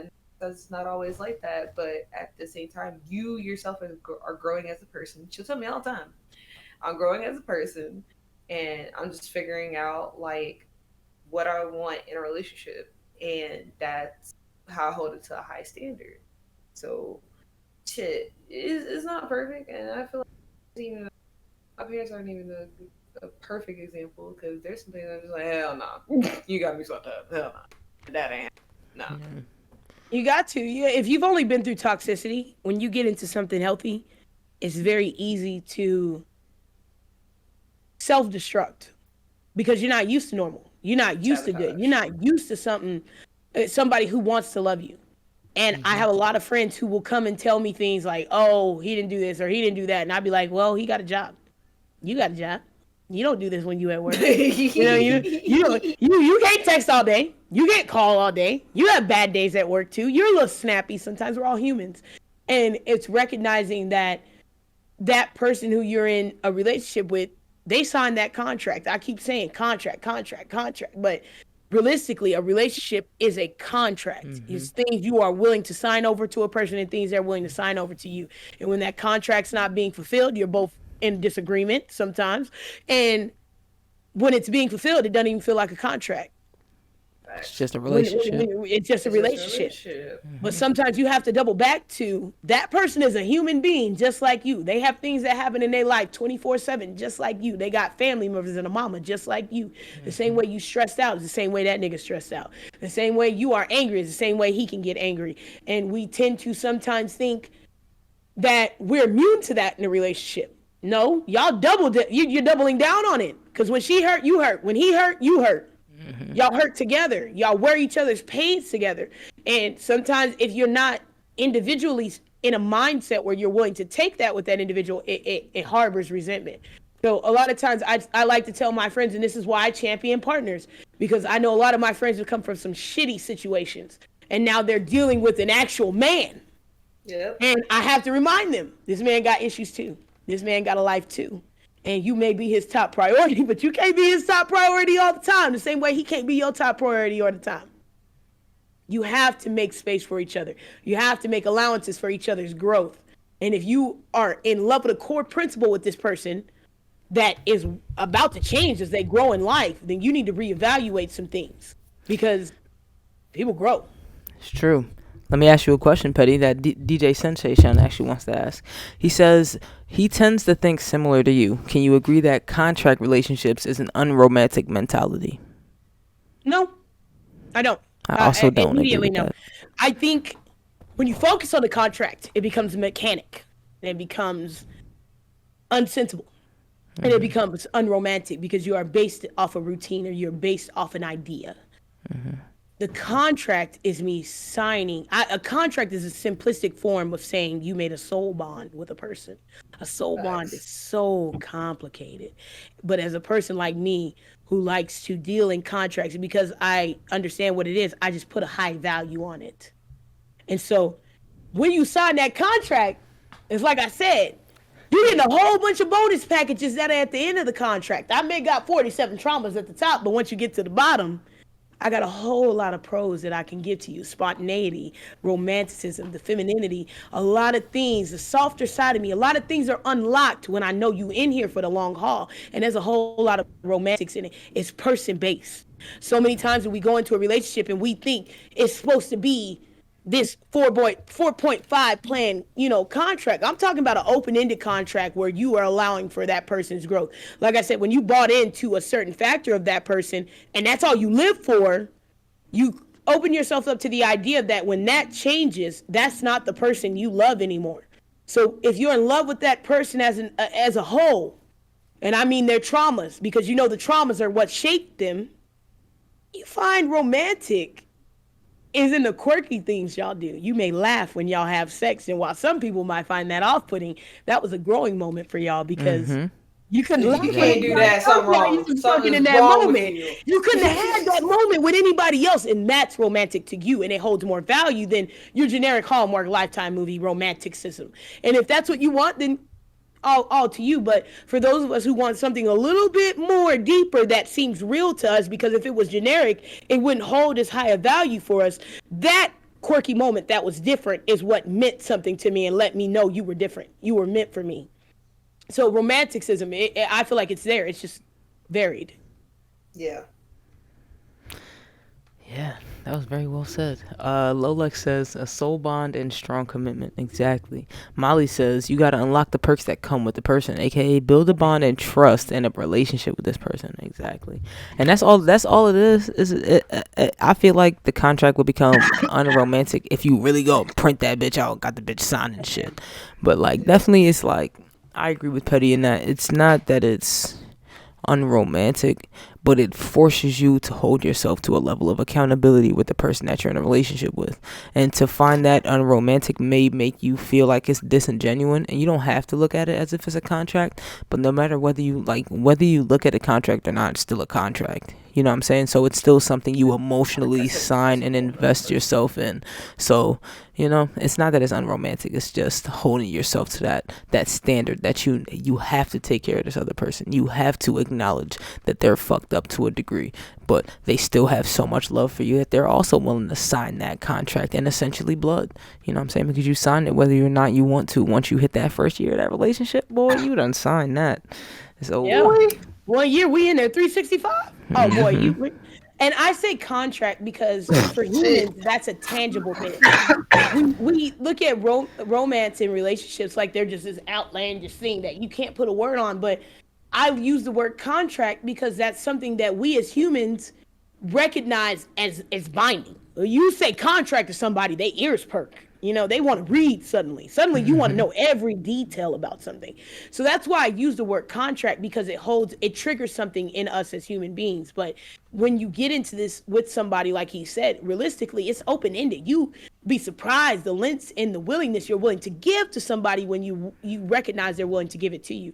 But we just, as humans, we find love, and sometimes we don't recognize a passing fancy in longevity. Because we've just never had it before, or it's such an obscure thing that we've developed and we've stepped into that it feels so good. You don't think about that this may have a time marker on it. This contract may not be for 15 years. It may be for 2. And it's up to you to depict what you put in those 2 years and grow out of. Every contract should be something that when you walk out of that contract, you feel like you growed. You grew something came from it. Don't waste your time with people, I guess is what I'm saying. A lot of people date for the idea of wasting time or just sex, but date because you want to gain something out of it. People will say you shouldn't date to get that. Fuck that. Date because that individual had some knowledge you wanted to obtain. He taught you something. She taught you something and made you better, whether that was minutely or bigly. But let that shape you in a way that makes you a better human being, and don't let it define you in a way that stunts you. That's facts. I am going to end it on that.